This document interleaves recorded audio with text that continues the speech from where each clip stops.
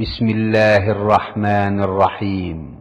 পরম করুণাময় ও অসীম দয়ালু আল্লাহর নামে শুরু।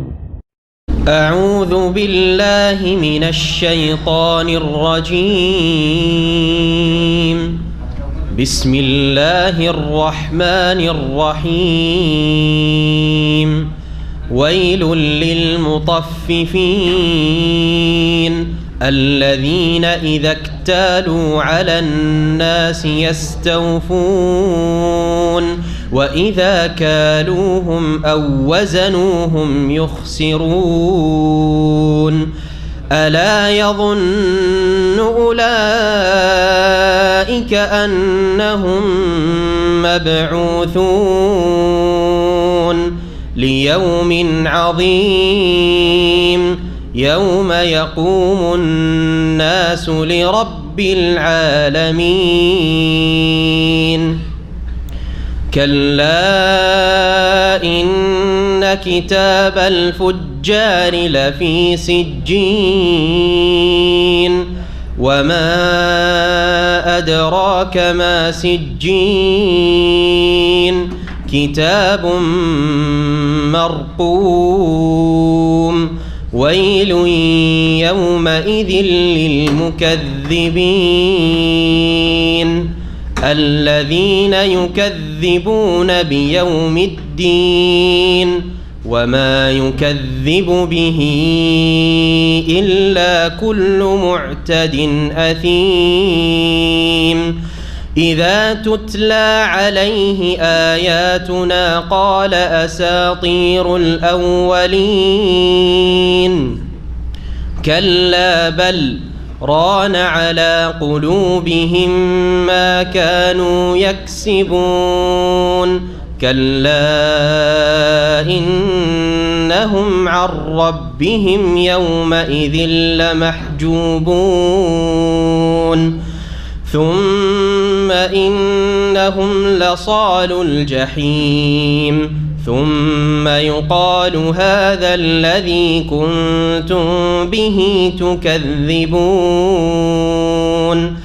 كلا إن كتاب الأبرار لفي عليين وما أدراك ما عليون كتاب مرقوم يشهده المقربون إن الأبرار لفي نعيم على الأرائك ينظرون تعرف في وجوههم نضرة النعيم يسقون من رحيق مختوم ختامه مسك وفي ذلك فليتنافس المتنافسون ومزاجه من تسنيم عينا يشرب بها المقربون إن الذين أجرموا كانوا من الذين آمنوا يضحكون وإذا مروا بهم يتغامزون وإذا انقلبوا إلى أهلهم انقلبوا فكهين وإذا رأوهم قالوا إن هؤلاء لضالون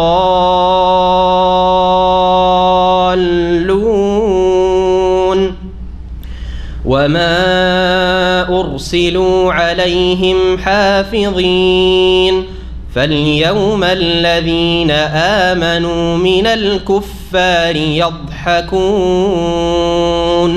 على الأرائك ينظرون هل ثوب الكفار ما كانوا يفعلون السلام عليكم ورحمة الله وبركاته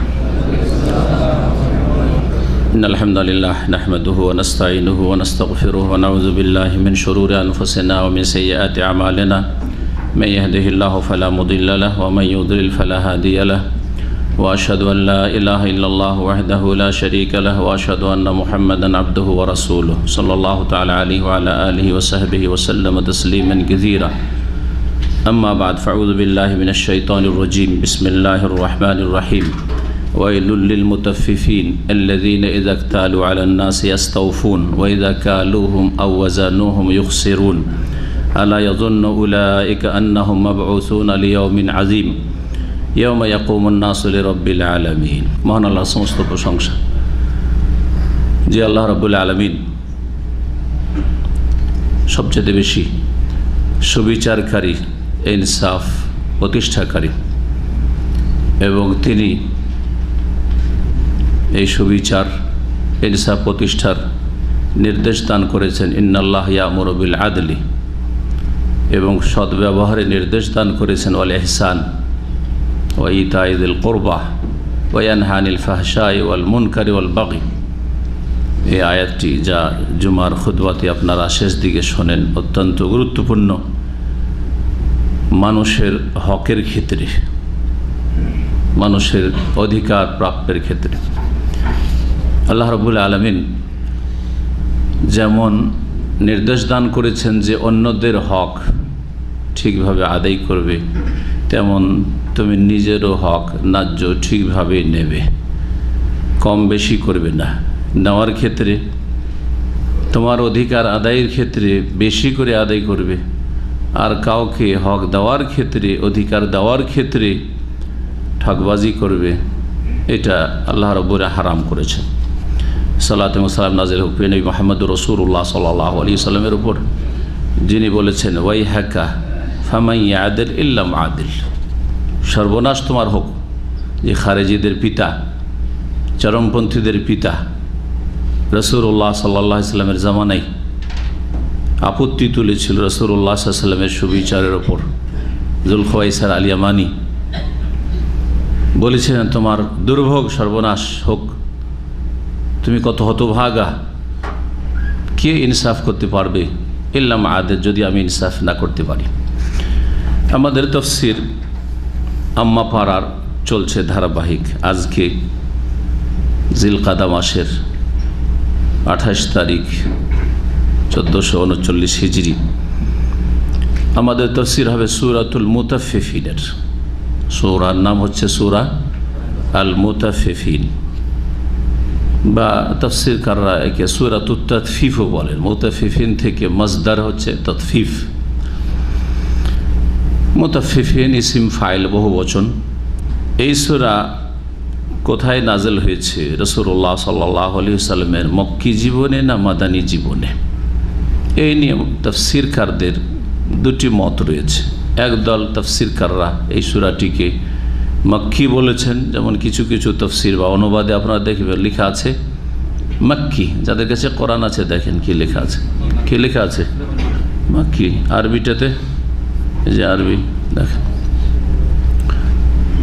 আর কিছু কিছু তাফসীর রয়েছে যেগুলিতে লেখা আছে মাদানী। একজন সাধারণ মানুষ দুই রকমের যখন কপি কোরআন পড়বে, যার কোনো এই সম্পর্কে এলম নেই, তো তখন ভাবে যে একটা অবশ্যই ভুল আছে, টাইপের ভুল আছে। হ্যাঁ, তাই না? না, টাইপের ভুল নেই। বেশ কিছু সূরা সম্পর্কে বা আয়াত সম্পর্কে ইখতিলাফ রয়েছে, মতবিরোধ রয়েছে, দুটো মত রয়েছে। একদল বলেছেন যে এই সূরাগুলি বা এই আয়াতগুলি মক্কি, আর একদল বলেছে এই সূরা মাদানী। এইরকম রয়েছে। যেমন সূরা ফাতিহা মক্কি না মাদানী? এই সূরা আল মুতাফফিফিন সম্পর্কেও এইরকমই তাফসীরকারদের দুটো মত রয়েছে। যেই মুফাসসির যেটাকে অগ্রাধিকার দিয়েছেন, পছন্দ করেছে, সেটাই উল্লেখ করেছেন। এখানে তাফসীর ইবনে কাসির যেটা সংক্ষিপ্ত আমার সামনে রয়েছে, তাতে রয়েছে তাফসীর সূরাতুল মুতাফফিফিন ওয়া হিয়া মাদানিয়াতুন। সূরা মুতাফফিফিনের তাফসীর সেটা হচ্ছে মাদানী সূরা, রাসূলুল্লাহ সাল্লাল্লাহু আলাইহি ওয়াসাল্লামের মদিনার জীবনে নাজিল হয়েছে।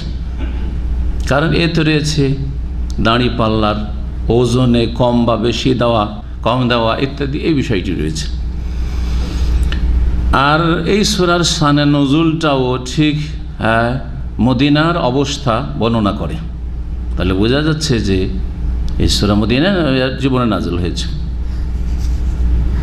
আর এক দল, তৃতীয় দল রয়েছে, তারা বলছেন যে এই সূরা মক্কা মদিনার মাঝখানে নাজিল হয়েছে। হতে পারে সফর মক্কা মদিনার মাঝখানে নাজিল হয়েছে। যেখানে নাজিল হোক না কেন, এতে হুকুম আহকামের কোনো পার্থক্য নেই। মক্কায় নাজিল হয়ে কোরআনে কারীমের অংশ, ওইভাবে আমাদের জন্য বিশ্বাসের বিষয় বিশ্বাস করা, আমলের বিষয়গুলি আমল করা ফরজ।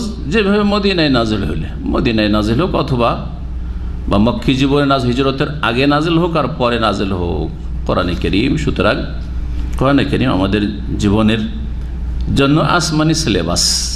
এই সূরার শানে নজুল, নাজিল হওয়ার প্রেক্ষাপট বা কারণ সম্পর্কে একটি হাদিস রয়েছে সুনানে নাসাইতে, সুনান ইবনে মাজাতে, আব্দুল্লাহ বিন আব্বাস রাদিয়াল্লাহু তাআলা আনহুমা থেকে বর্ণিত। তিনি বলছেন, লাম্মা কাদিমান নবী সাল্লাল্লাহু আলাইহি ওয়াসাল্লাম মদিনাতা, যখন নবী করিম সাল্লাল্লাহু আলাইহি ওয়াসাল্লাম মদিনায় হিজরত করে আগমন করলেন, কানু মিন আখবাসিন নাসি কাইলান, মদিনার লোকেরা যারা আওস এবং খাজরাজ, এরা পৌত্তলিক ছিল, মুশরিক ছিল, মূর্তি পূজা করত।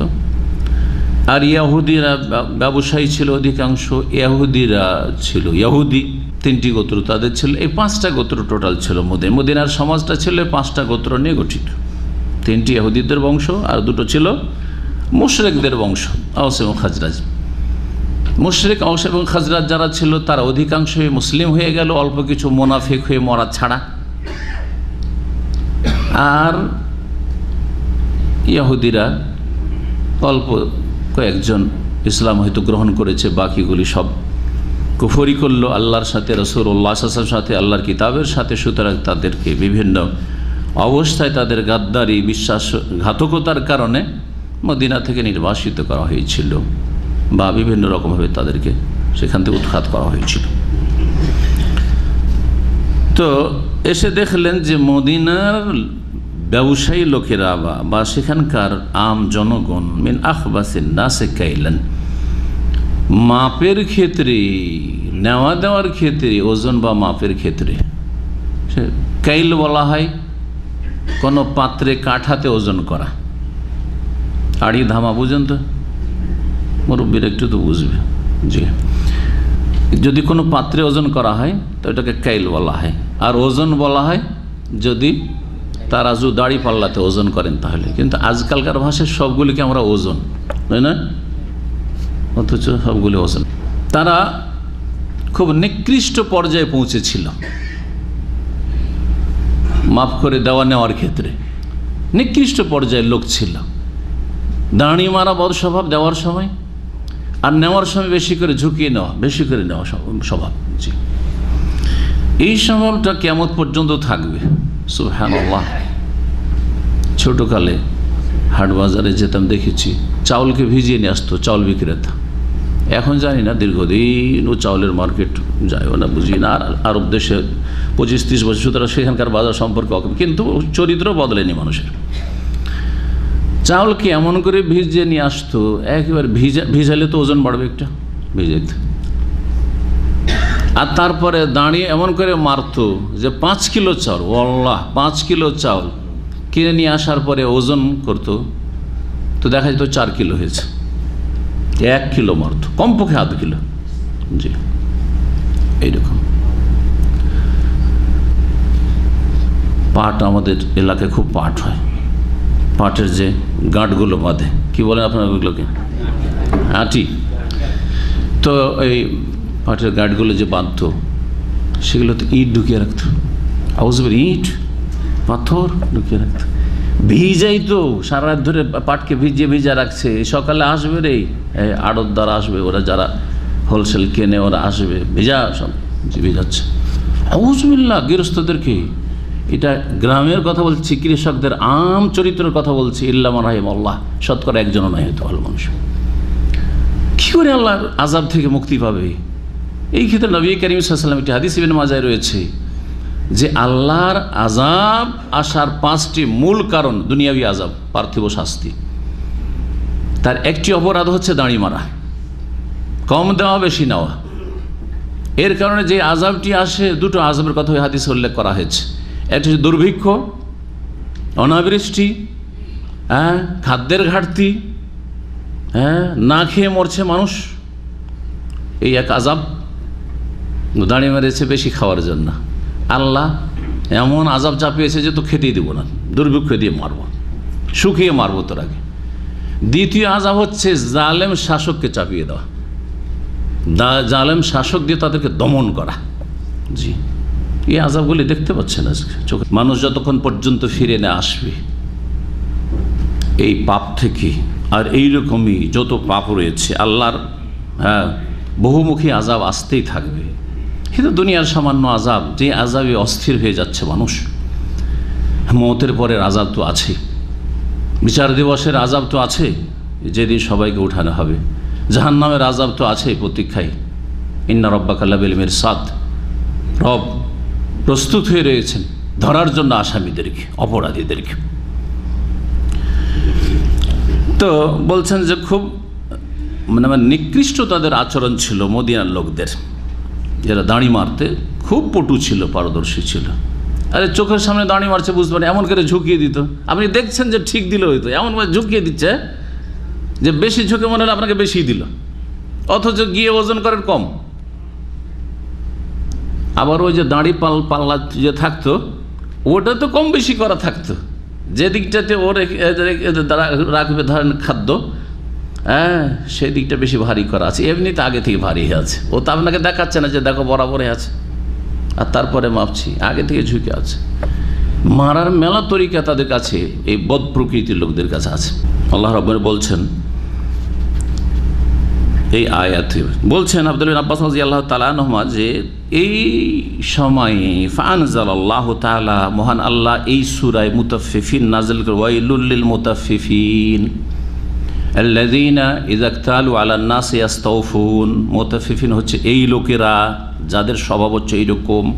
বলছেন আল্লাহ রাব্বুল আলামিন, বিসমিল্লাহির রহমানির রহিম, ওয়াইলুল লিল মুতাফফিফিন। ওয়াইলুন, ওয়াইলুন আরবরা ব্যবহার করে হালাক, ধ্বংসের অর্থে।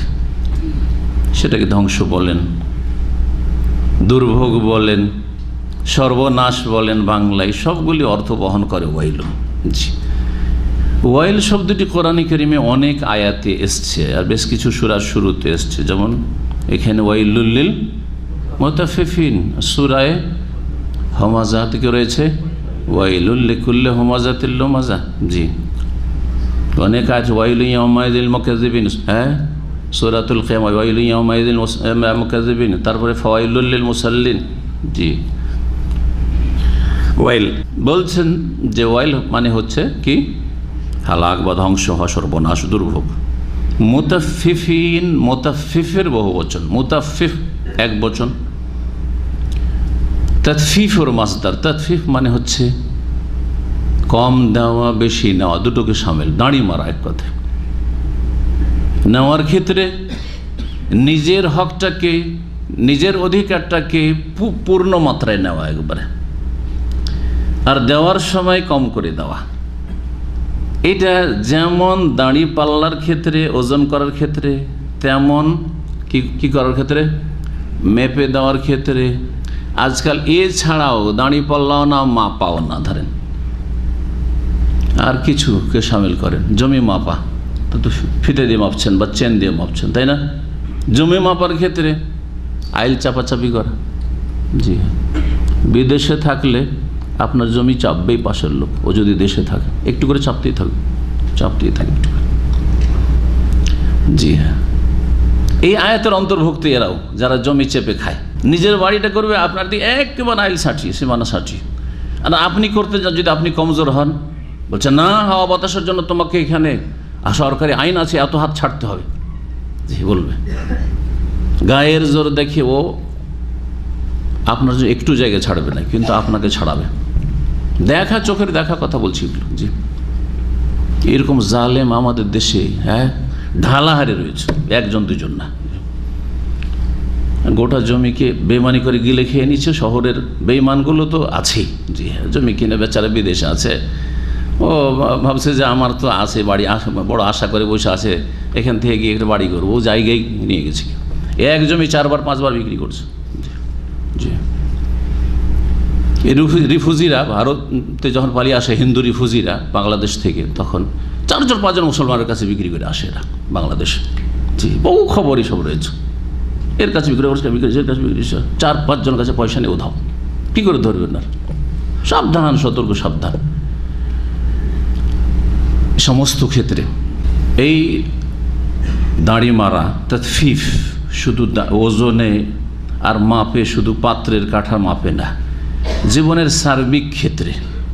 কয়েকটি উদাহরণ দিলাম, আর একটু বেশি করে বোঝায়, যাতে করে আপনারা একটু প্রশস্ত চিন্তা রাখেন বা ভালোভাবে এই আয়াতটাকে বুঝেন, জীবনের প্রতিটি ক্ষেত্রে এই আয়াতের প্রতি আমল করতে পারেন, বাস্তবায়ন করতে পারেন।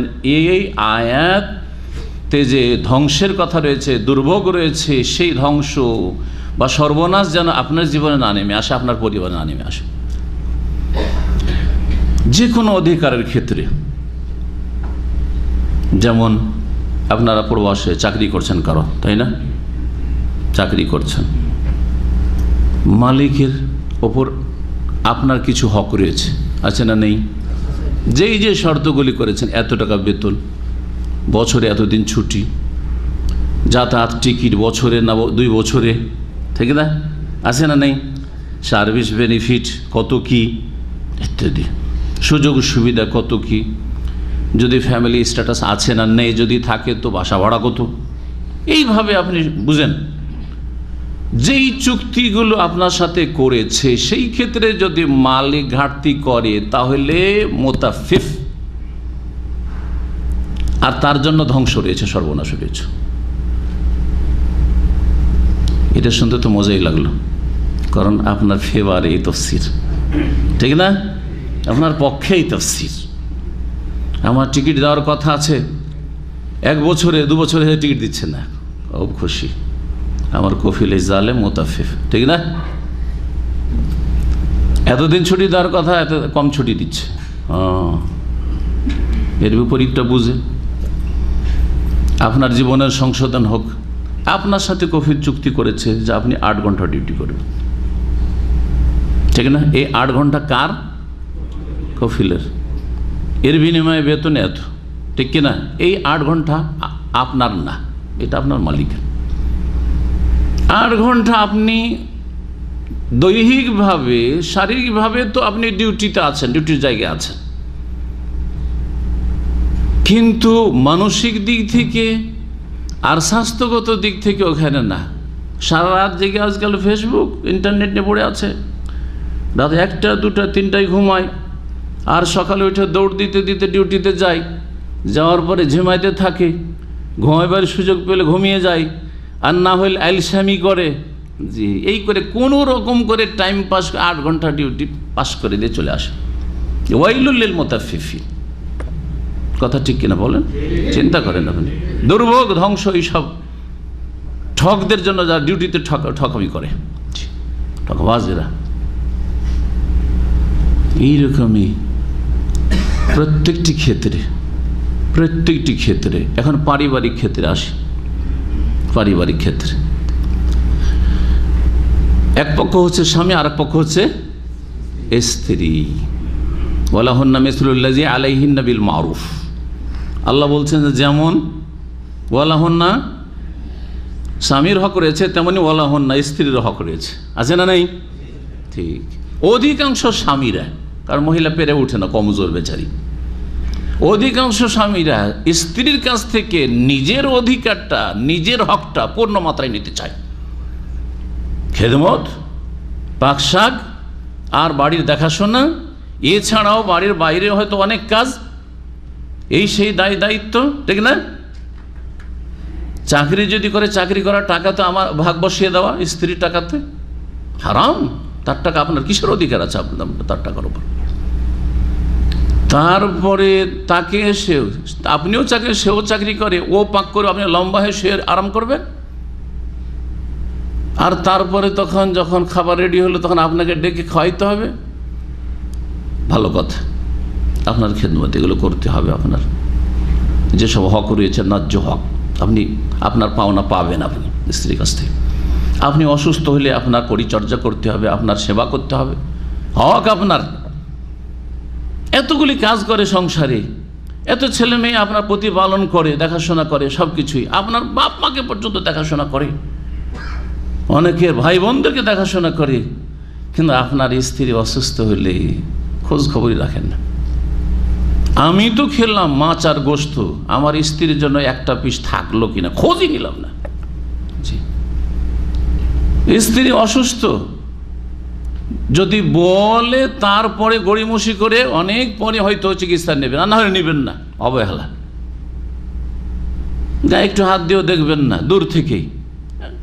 জি, সবসময় অসুস্থই থাকে, এটা ঘৃণা ভরা কথা যেন করে না। মুতাফফিফিন, দুর্ভোগ ধ্বংস এরকম স্বামীদের জন্য। এইরকমের বিপরীত যদি হয়, অনেক স্ত্রীরা স্বামীর টাকা, বিদেশের টাকা আসছে প্রবাস থেকে, আর আমোদ ফুর্তি করে খাচ্ছে যাচ্ছে, ফুটাচ্ছে ভাই বোনদেরকে নিয়ে, আর এদের স্বামীর হকের ক্ষেত্রে একেবারে অবহেলা। স্বামীর কথা মানতে হবে, আগে আল্লাহর কথা মানতে। সুতরাং নামাজ দিন ঠিক রাখতে হবে, হেজাব পর্দা ঠিক রাখতে হবে, সতীত্ব ঠিক রাখতে হবে, আমানতে খেয়ানত নয়, পরকীয়া প্রেমে লিপ্ত নয়, ঠিক কিনা বলেন? যদি এইরকম কিছু হয়, স্বামীর খাচ্ছে আর অন্যের গুণ গাইছে, তো এদের চরিত্র হচ্ছে মুশরিকদের মতো। জি হ্যাঁ, মুতাফফিফিন এরা। জি, ঠক এসব মহিলারা। জি, এইরকমই আমরা কিন্তু ছেলে মেয়েদের কাছ থেকে খুব শ্রদ্ধা চাই, আর বার্ধক্যে পৌঁছে গেলে বড় আশা করে বসে থাকি, আর কত কাজকাম করব, ছেলেরা বড় হচ্ছে, ওরা এখন সংসার সামলাবে, আমি একটু এখন কি করব, আরাম বিশ্রাম করব। হ্যাঁ, এখন অবশ্য রিটায়ার্ড হয়ে বসে থাকবো, বসে বসে খাবো, এই ছেলের বাড়ি ওই ছেলের বাড়ি, ঠিক না? বড় আশা করে বসে আছেন ছেলেওয়ালারা। এটা আপনার হক, ঠিক আছে, এটা আপনার, এটা চাওয়া বা আশা করা।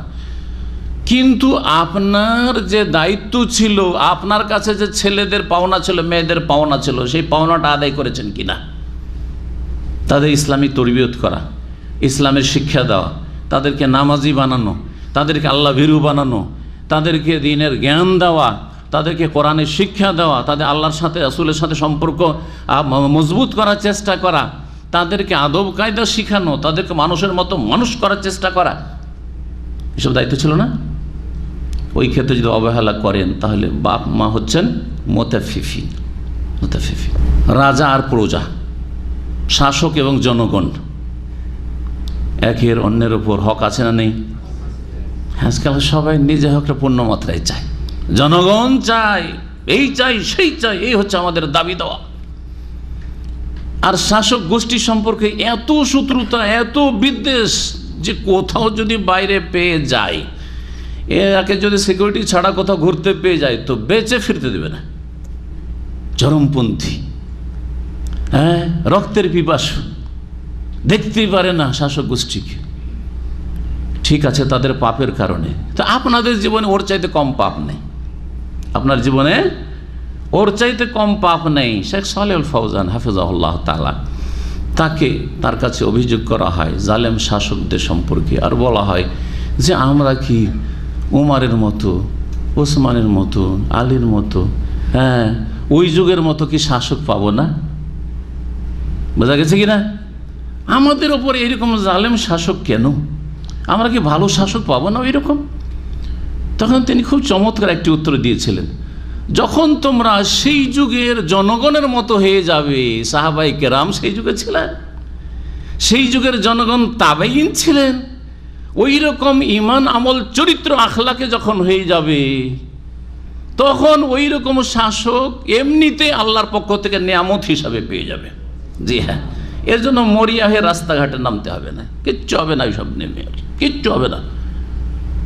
নিজের সংশোধন করুন, নিজে সালেহীন হয়ে যান, নিজেরা জনগণ সালেহীনকে আল্লাহ রাব্বুল নেতৃত্ব দেবেন, নিজেরা মুজরিমিন, নিজেরা অপরাধী। সুতরাং ওর চাইতে ভালো শাসক পাওয়ার আশা করাটা শুধু আশাই থাকবে। বোঝা গেছে কিনা?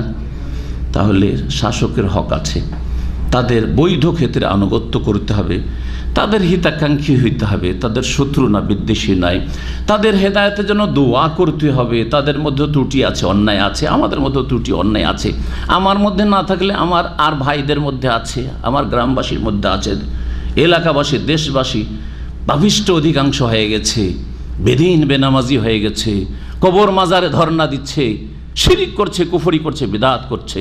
এতগুলি পাপের জন্য আমাদেরকে জালেম শাসক দেবেন না তো কি দেবেন? কি দেবেন আল্লাহ রাব্বুল আলামিন? জি, ওদের হকটা আদায় করে দিতে হবে, শাসকদের হকটা আদায় করে দিন। নবী সাল্লাল্লাহু আলাইহি ওয়াসাল্লাম এই কথা বলেছেন যে তোমাদের ওপর যে দায়িত্ব রয়েছে শাসকদের হক দিয়ে দাও, এটাই দিয়ে দাও। আর আল্লাহকে বলো যে আল্লাহ গো, ওদের হকটা আমরা ঠিকভাবে দিয়ে দিয়েছি, এখানে দাঁড়ি মারিনি, সুতরাং আমাদের হকটা ওদের কাছ থেকে তুমি নিয়ে দাও। বুঝতে পেরেছেন কথা না? তখন আল্লাহ ভালো মানুষ দেবেন, ভালো মানুষ আসবে, আপনাদের হকগুলি, হ্যাঁ, আপনাদের হক হচ্ছে রাস্তাঘাট, আপনাদের হক হচ্ছে নিরাপদ চলাফেরা, আপনাদের হক হচ্ছে ছেলেমেয়েরা স্কুলে যাকে নিরাপদ যাক, আপনাদের হক হচ্ছে যে বিনা ঘুষে সব কিছুই পান, ঘুষ না দিতে হয় চাকরি বাকরির জন্য, এই পাসপোর্টের জন্য, তো এই কাজের জন্য, এই লাইসেন্সের জন্য, এইসব না হয় ঘুষমুক্ত দেশ হোক, দুর্নীতিমুক্ত দেশ হোক, বেঈমানিমুক্ত দেশ হোক, এগুলি হচ্ছে জনগণের হক, সেগুলি তখন পাবেন। আপনারা যেমন নিজেরটা চাইছেন, তেমন আপনাদেরকে আপনাদের উপর যে অন্যদের হক রয়েছে সেটাও কি করতে হবে?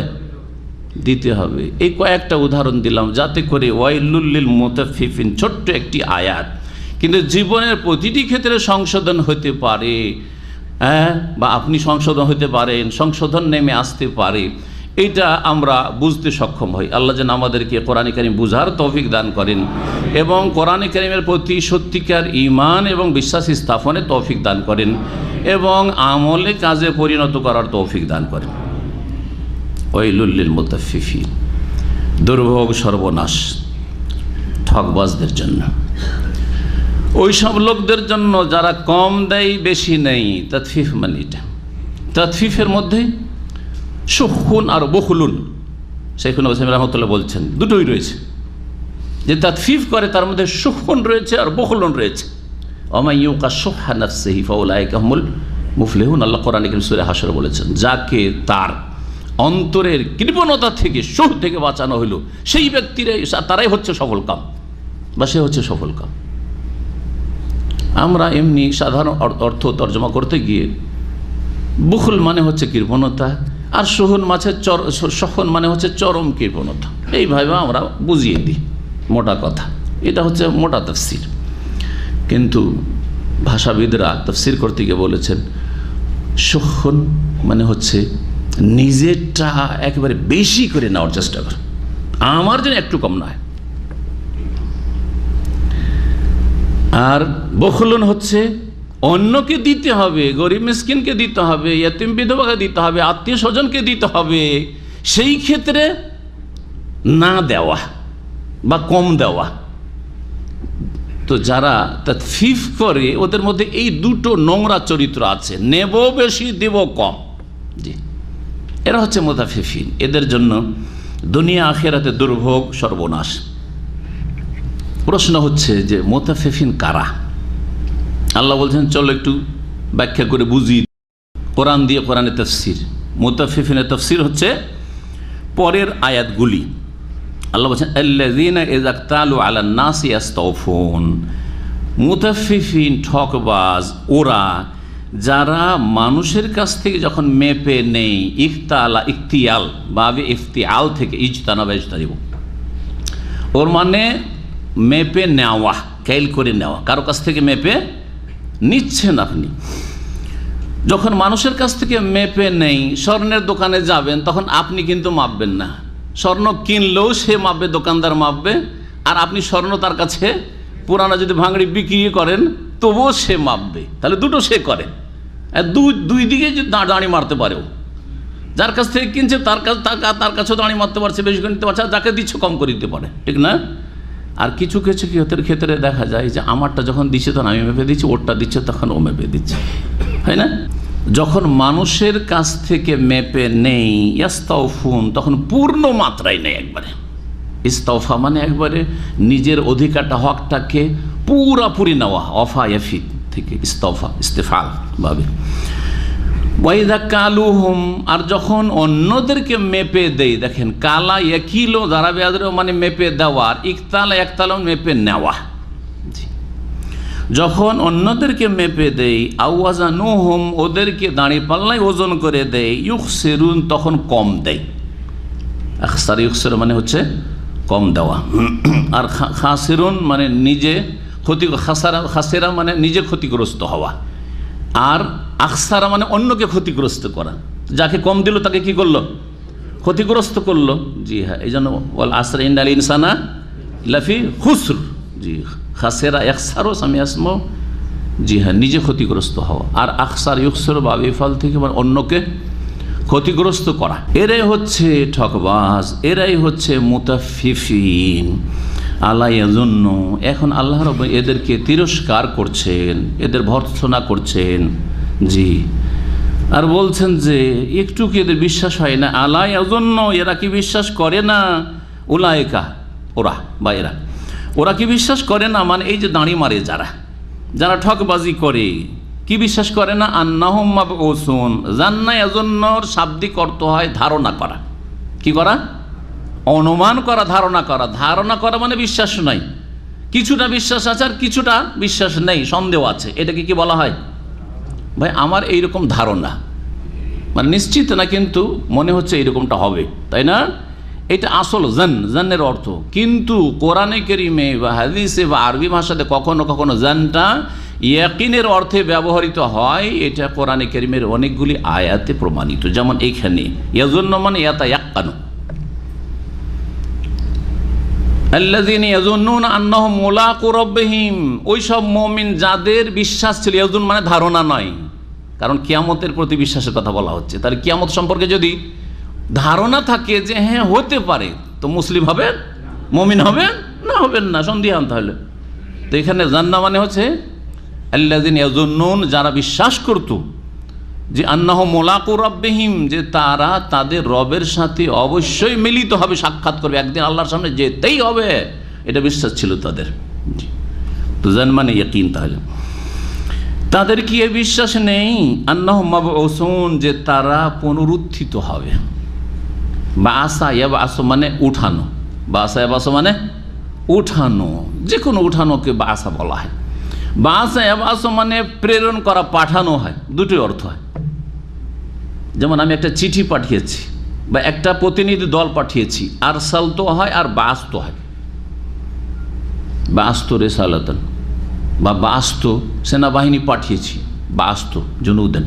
জি, বাসা মানে তাহলে প্রেরণ করা, পাঠানো হয় আর উঠানো হয়। বাসা ইয়াবাসু মানে এজা বসেরা মাহফিল কবুর, এজা বসেরা মাহফিল কবর, হ্যাঁ, এজা বসেরা মাহফিল কবর, কবরে যা আছে তা ওঠানো হবে। বসেরা এখানে বাসারা আছে, বাসা নেই কিন্তু। বাসারা মানে উঠানো, মানে মাটি সরিয়ে উঠানো, ওটা তো অন্য শব্দ হয়ে গেল। বয়সা আছে, এজিম বাসা আশকাহা, বাসা থেকে ইম বাসা, কোরআনে কারিমে বিভিন্ন যে শব্দ এসছে। ইউবাসু রয়েছে, ইউবাসুন। জি, তো এখানে এজিম বাসা মানে উঠে যাওয়া। জি, নবী হাদিস দিয়ে উদাহরণ দিই। এখন নবী সাল্লাল্লাহু আলাইহি সাল্লামের স্ত্রী আয়েশা রাদিয়াল্লাহু তাআলা আনহার হার হারিয়ে গিয়েছিল যুদ্ধের সফরে গিয়ে। হাতটা পড়েছে আর ওর উপরে একটা ওনার যে উটনিটা ছিল বা উট বাহনটা ছিল বসে গেছে। খুঁজে পেরেশান হয়ে গেলে পাওয়া গেল না হার। স্ত্রীর হার খোঁজার জন্য তিরস্কার না করে, গালমন্দ না করে আপনারা কি করতেন? মন ভরে স্ত্রীকে গাল দিতেন যে তোর জন্য এতগুলি লোককে থামাইতে হবে, না থামাবো না, মাথা খারাপ করে দিতেন না? দেখেন রাসূলুল্লাহ কত উত্তম চরিত্র আমাদেরকে শিখিয়েছেন।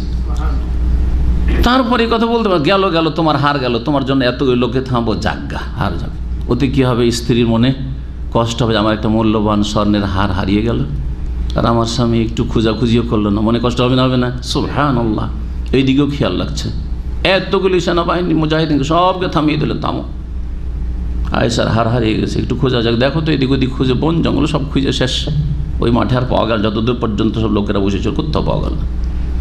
সে নিরাশ হয়ে যখন ফালাম্মা বাসনাল বাইরা, যখন উটটাকে উঠাইলাম, বাস নাই যে বাসা, ওয়াজাদানাল ইকদা তাহতাহু, সেই বুখারী, তখন মালা হাতটাকে ওই উটের নিচে পড়ে পেলাম।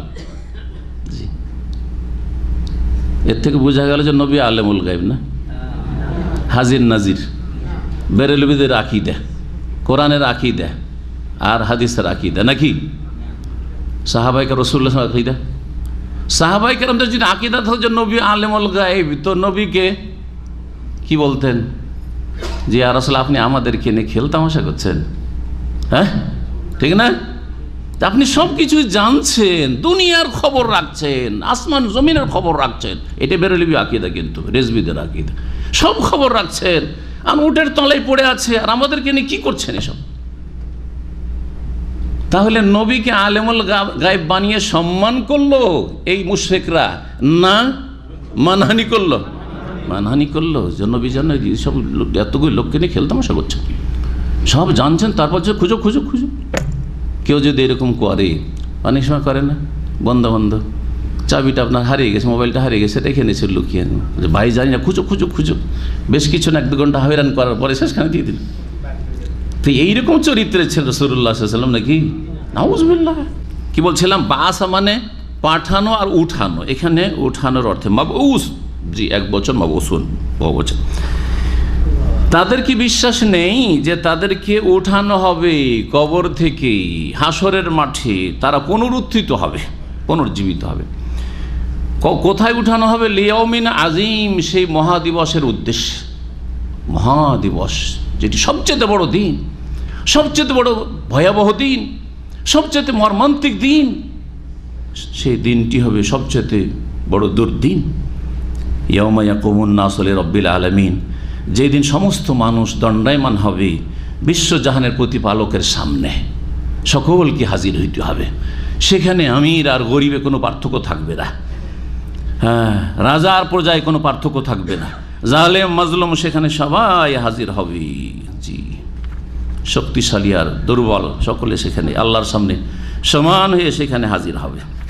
এই কিয়ামতের দিন সম্পর্কে অনেক হাদিস রয়েছে। সময়ের স্বল্পতার জন্য আমরা 2-1টি হাদিস আপনাদেরকে শোনাই, সেখানে মানুষের অবস্থা কি হবে। সেই বুখারীতে একটি হাদিস রয়েছে, নবী করিম সাল্লাল্লাহু আলাইহি ওয়াসাল্লাম থেকে আব্দুল্লাহ বিন উমর রাদিয়াল্লাহু তাআলা আনহু বর্ণনা করেন, ইয়াউমা ইয়াকুমুন নাসু লিরাব্বিল আলামিন, এই আয়াতের তাফসীর করতে গিয়ে, যেই দিন রব্বুল আলামিনের সামনে সকল মানুষ দাঁড়াবে, হাত্তা ইয়াগীবা আহাদুহুম ফি রাশহিহি ইলা আনসাফি উযনাইহি, এমন কি বহু মানুষ আছে যারা সেই দিন নিজ ঘামে ডুবে যাবে। কতদূর পর্যন্ত? এলা আনসাফে উযনাইহি, অর্ধেক কান পর্যন্ত, কানের মাঝামাঝি পর্যন্ত হাবুডুবু করবে, পানি খাবে, নিজের গাম খেতে থাকবে। নাক, কানের যদি অর্ধেকটা ডুবে যায় তো মুখও ডুবে যাবে, নাকও ডুবে যাবে। যারা ডুবে সাঁতার জানে না দেখেছেন তো, একবার ওঠার চেষ্টা করে আবার ডুবে পানি খায়, হ্যাঁ, নাকে মুখে পানি ঢুকে। এই হবে অবস্থা, আল্লাহ যেন আমাদের হেফাজত করে। সহিহ মুসলিম আর তিরমিজিতে যে হাদিসটি রয়েছে ওতে আর একটু বিস্তারিত রয়েছে। মিকদাদ রাদিয়াল্লাহু তাআলা আনহু বর্ণনা করছেন, ইযা কানা ইয়াউমাল কিয়ামাতে, যখন কিয়ামতের দিন হবে, উদনিয়াতি শামসু মিনাল ইবাদে, বান্দার অত্যন্ত নিকটবর্তী করা হবে সূর্যকে, হাত্তা তাকুনা কাদরা মিলিন আও মিলাইনে, এমন কি 1 মিল অথবা 2 মিল হবে। মানে 1 মিলটা কি, এর 2টি তাফসীর। যেটাকে আজকাল ইংরেজিতে মাইল বলা হচ্ছে বা বাংলাতে, সেটাকে আরবিতে কি বলা হয়? মিল বলা হয়। তাহলে 1 মাইল যদি এই তাফসীর করি, একটা তাফসীর হচ্ছে এই হাদিসের এটা, 1 মাইল বা 2 মাইল দূরে হবে এই সূর্য।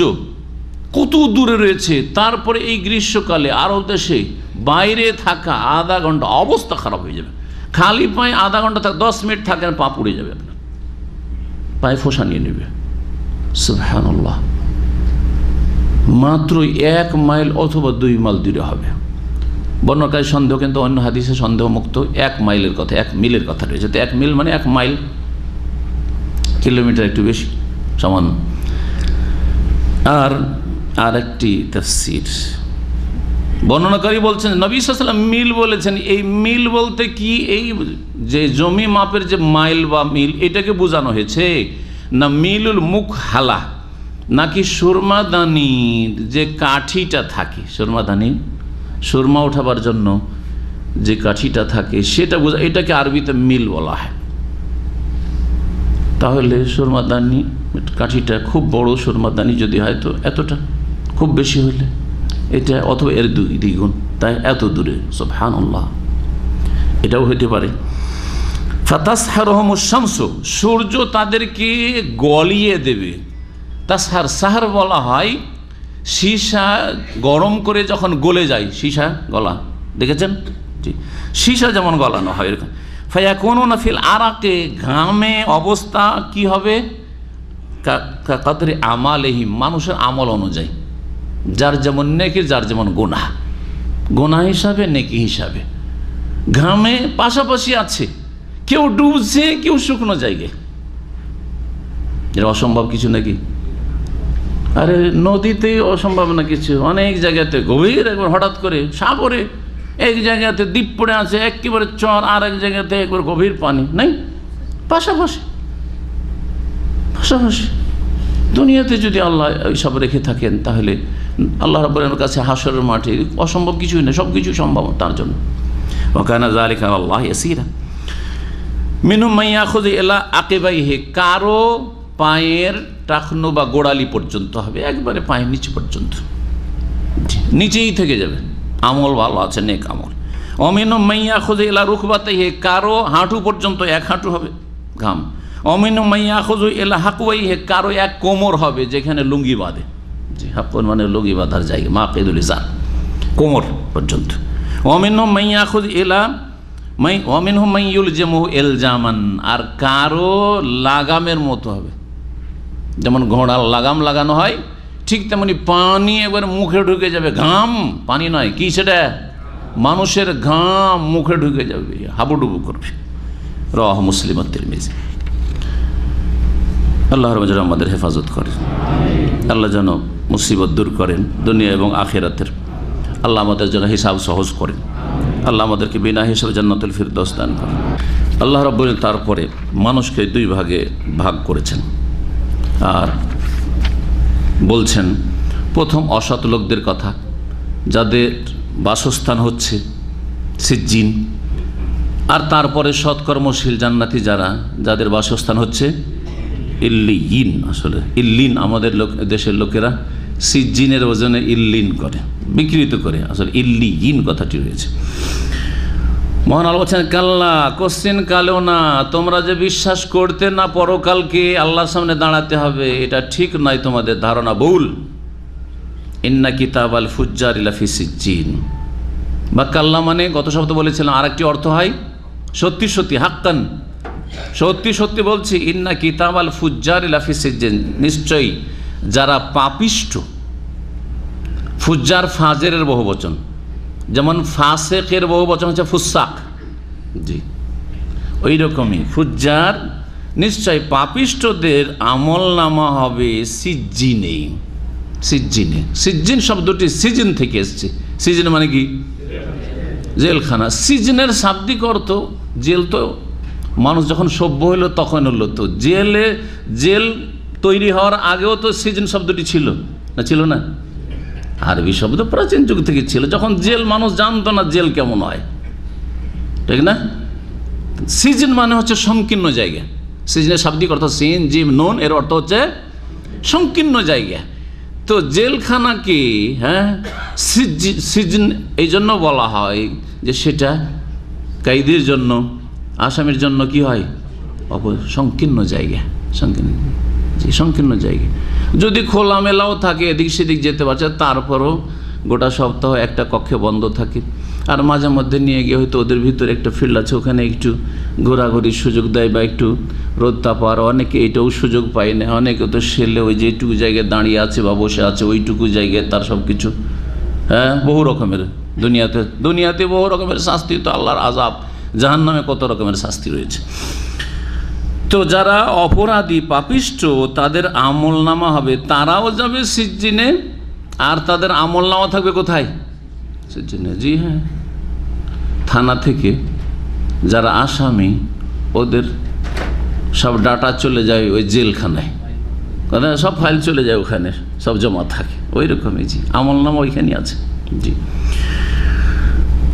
এই সিজ্জিন কোথায়, এই মর্মে অধিকাংশ তাফসীরকাররা সালাফের যুগ থেকে, সালাফে সালেহিন থেকে, সাহাবায়ে কেরাম, তাবিঈন, তাবা তাবিঈন যুগ থেকে বেশ কিছু রিওয়ায়াত পাওয়া যায় যে এইটা 7 স্তর জমিনের নিচে আছে।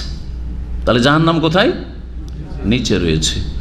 ওই হাদিসটা প্রমাণ করে যে অসৎ ব্যক্তির আত্মা, কাফের, মুশরিক, পাপিষ্ঠদের আত্মা যখন আসমানের দিকে ফেরেশতারা রূহ কবজ করার পরে নিয়ে যায়, আসমানের দরজা খুলতে বলে, তখন এত সড়া পচা গন্ধ কেন?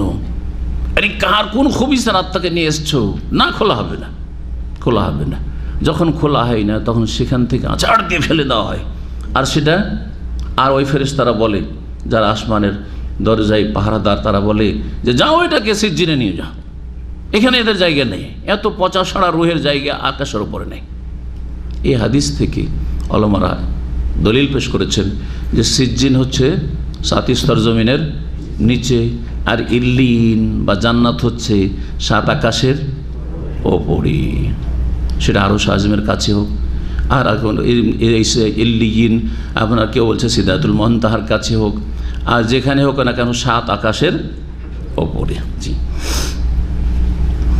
সিজন মানে যখন বুঝেন না তো ইল্লিয়িন মানে বুঝে নেন, কারণ আসছে পাশাপাশি। ইল্লিয়িন শব্দটি অলুগুন থেকে, অলুগুন মানে হয় কি, অলুগুন থেকে হচ্ছে আলা। আলা তো বুঝেন, সাব্বিহ ইসমা রাব্বিকাল আলা বুঝছেন, আলা মানে উপরে, উঁচা, আলা মানে উঁচা, অলুগুন মানে উঁচা। তো ইল্লিয়িনকে ইল্লিয়িন এই জন্য বলা হয় যে ইল্লিয়িন যে মর্যাদার দিক থেকে উঁচা জায়গা, আর স্থানের দিক থেকেও 7 আকাশের ওপরে। জি, যে সেখানে যাদের আমল নামা যাবে এবং সেখানে যাদের বাস হবে, যে রূহ আত্মাকে সেখানে নিয়ে যাওয়া হবে, তারা সম্মানিত, তারা সুউচ্চ মর্যাদা হাসিল করবে। তো আল্লাহ বলছেন ইন্না কিতাবাল ফুজ্জারি লাফি সিজ্জিন, সিজ্জিন নিশ্চয়ই পাপিষ্ঠদের আমল নামা হবে সিজ্জিনে। ওমা আদরাকা মা সিজ্জিন, নবী তুমি কি করে জানবে বা কে তোমাকে জানালো? যদি মাজির শাব্দিক অর্থ করেন তো যেহেতু আদরা ইউদরি মাদি, তোমাকে কে জানালো বা কে জানাবে হয় একসময় মাদি বলে ভবিষ্যতের অর্থ করা জায়েজ আছে। মা সিজ্জিন, সিজ্জিনটা কি জিনিস তুমি কি করে জানবে? আল্লাহ বলছেন যে সিজ্জিন কি, শোনো, কিতাবুম মারকুম ওয়াইলুন ইয়াউমাইল মুকাজ্জিবিন। সিজ্জিনটা তো লিখিত লিপি নয়, লিখিত লিখনি নয়, কিতাবুন মারকুম। তাহলে এখানে সিজ্জিনের ব্যাখ্যা করা হয়েছে কিতাব মারকুম দিয়ে? না, মনে হচ্ছে বাহ্যিক যে মা সিজ্জিন আল্লাহ জিজ্ঞেস করছেন, তারপরে কিতাবুন মারকুম বলছেন, মনে হচ্ছে সিজ্জিনের ব্যাখ্যা তাফসীর। না, সিজ্জিনের নাই, এটা হচ্ছে কিতাব আল ফুজ্জারের তাফসীর। তার আগের আয়াতে দেখেন, ইন্না কিতাব আল ফুজ্জারে লাফি সিজ্জিন, নিশ্চয়ই পাপিষ্ঠদের আমল নামা কোথায়? সিজ্জিনে। সেই পাপিষ্ঠদের আমল নামা কি জিনিস, কর্মলিপি কি? বলছে কিতাবুন মারকুম, যেটা লিখিত, হ্যাঁ লিখনি, লিখিত লিপি, জি, যা লেখা আছে সব কিছু সেখানে রেকর্ড আছে। ওয়াইলুন ইয়াউমাইযিল, এই মারকুম থেকে রাকাম, নাম্বারগুলোকে আমরা কি বলি? রাকাম বলি, কারণ এগুলো লেখা। জি, ওয়াইলুন ইয়াউমাইযিল মুকাজ্জিবিন, সেই দিন কিয়ামতের দিবসে, বিচার দিবসে, যেই দিন সিজ্জিনে চলে যাবে অপরাধীরা, সেই দিন মিথ্যা প্রতিপন্নকারী, যারা মিথ্যা মনে করেছে আল্লাহকে, আল্লাহর দ্বীনকে, আল্লাহর কিতাবকে, আল্লাহ রাসূলকে, আল্লাহ নাযিলকৃত বিধানকে যারা অবিশ্বাস করেছে, মিথ্যা জ্ঞান করেছে, তাদের জন্য দুর্ভোগ সর্বনাশ রয়েছে। ওরা কারা? মুকাজ্জিবিন আল্লাযীনা ইউকাজ্জিবুনা বিয়াউমিদ্দিন, যারা পরকালকে মিথ্যা জ্ঞান করত, যারা পরকালকে মিথ্যা মনে করত। কাজ্জাবা ইয়াকাজ্জাবু মানে মিথ্যা বলে আখ্যায়িত করা বা মিথ্যা মনে করা, অবিশ্বাস করা, সবগুলি অর্থের। পরকালকে অস্বীকার করত। মানুষ নিজেকে ভালো মানুষ বানায়, সংশোধন করে এক আল্লাহর প্রতি বিশ্বাস যে আল্লাহ সব কিছু দেখছেন, জানছেন এবং সব রেকর্ড হচ্ছে। এটা একটা মানুষের, একজন মুসলিম যে বিশ্বাসী, তার জন্য সংশোধনের গুরুত্বপূর্ণ একটা দিক। এই তো হইল, আল্লাহ জানলেন, শুনে নিলেন, আল্লাহ দেখলেন, তারপরে আল্লাহর ফেরেশতারা নোট করলেন। কিন্তু তারপরে যদি আর একটা বিশ্বাস না থাকতো, এগুলো একসময় হাজির করা হবে কোথায়? কিয়ামুদ্দিন, বদলার দিনে, হিসাবের দিবসে, বিচার দিবসে। আখিরাতের প্রতি যদি ঈমান না থাকতো, মানুষ সংশোধন করতো না। জেনেছেন, আর কিছু হবে না, ঠিক না? আল্লাহ জানছেন, লিখে রেখেছেন। আর এই সমস্ত আমলনামা কোথায় হাজির হবে? হাসরের মাঠে হাজির হবে, তোমার সামনে উন্মুক্ত খুলে দেওয়া হবে, আর বলো ইকরা কিতাবাকা, পড়ো তোমার আমলনামা। কাফা বিনাফসিকা আল-ইয়াওমা আলাইকা হাসিবা, তুমি নিজের হিসাব নিজেই করো, তোমার হিসাব আর কেউ করবে না। তুমি যথেষ্ট তোমার হিসাব করার জন্য। তুমি জান্নাতি না জাহান্নামী তুমি হিসাব করে বলো তোমার রেজাল্ট। আর অস্বীকার করা হলে করো যে কোনটা আমল তুমি করনি, কোনটা পাপ করনি তুমি।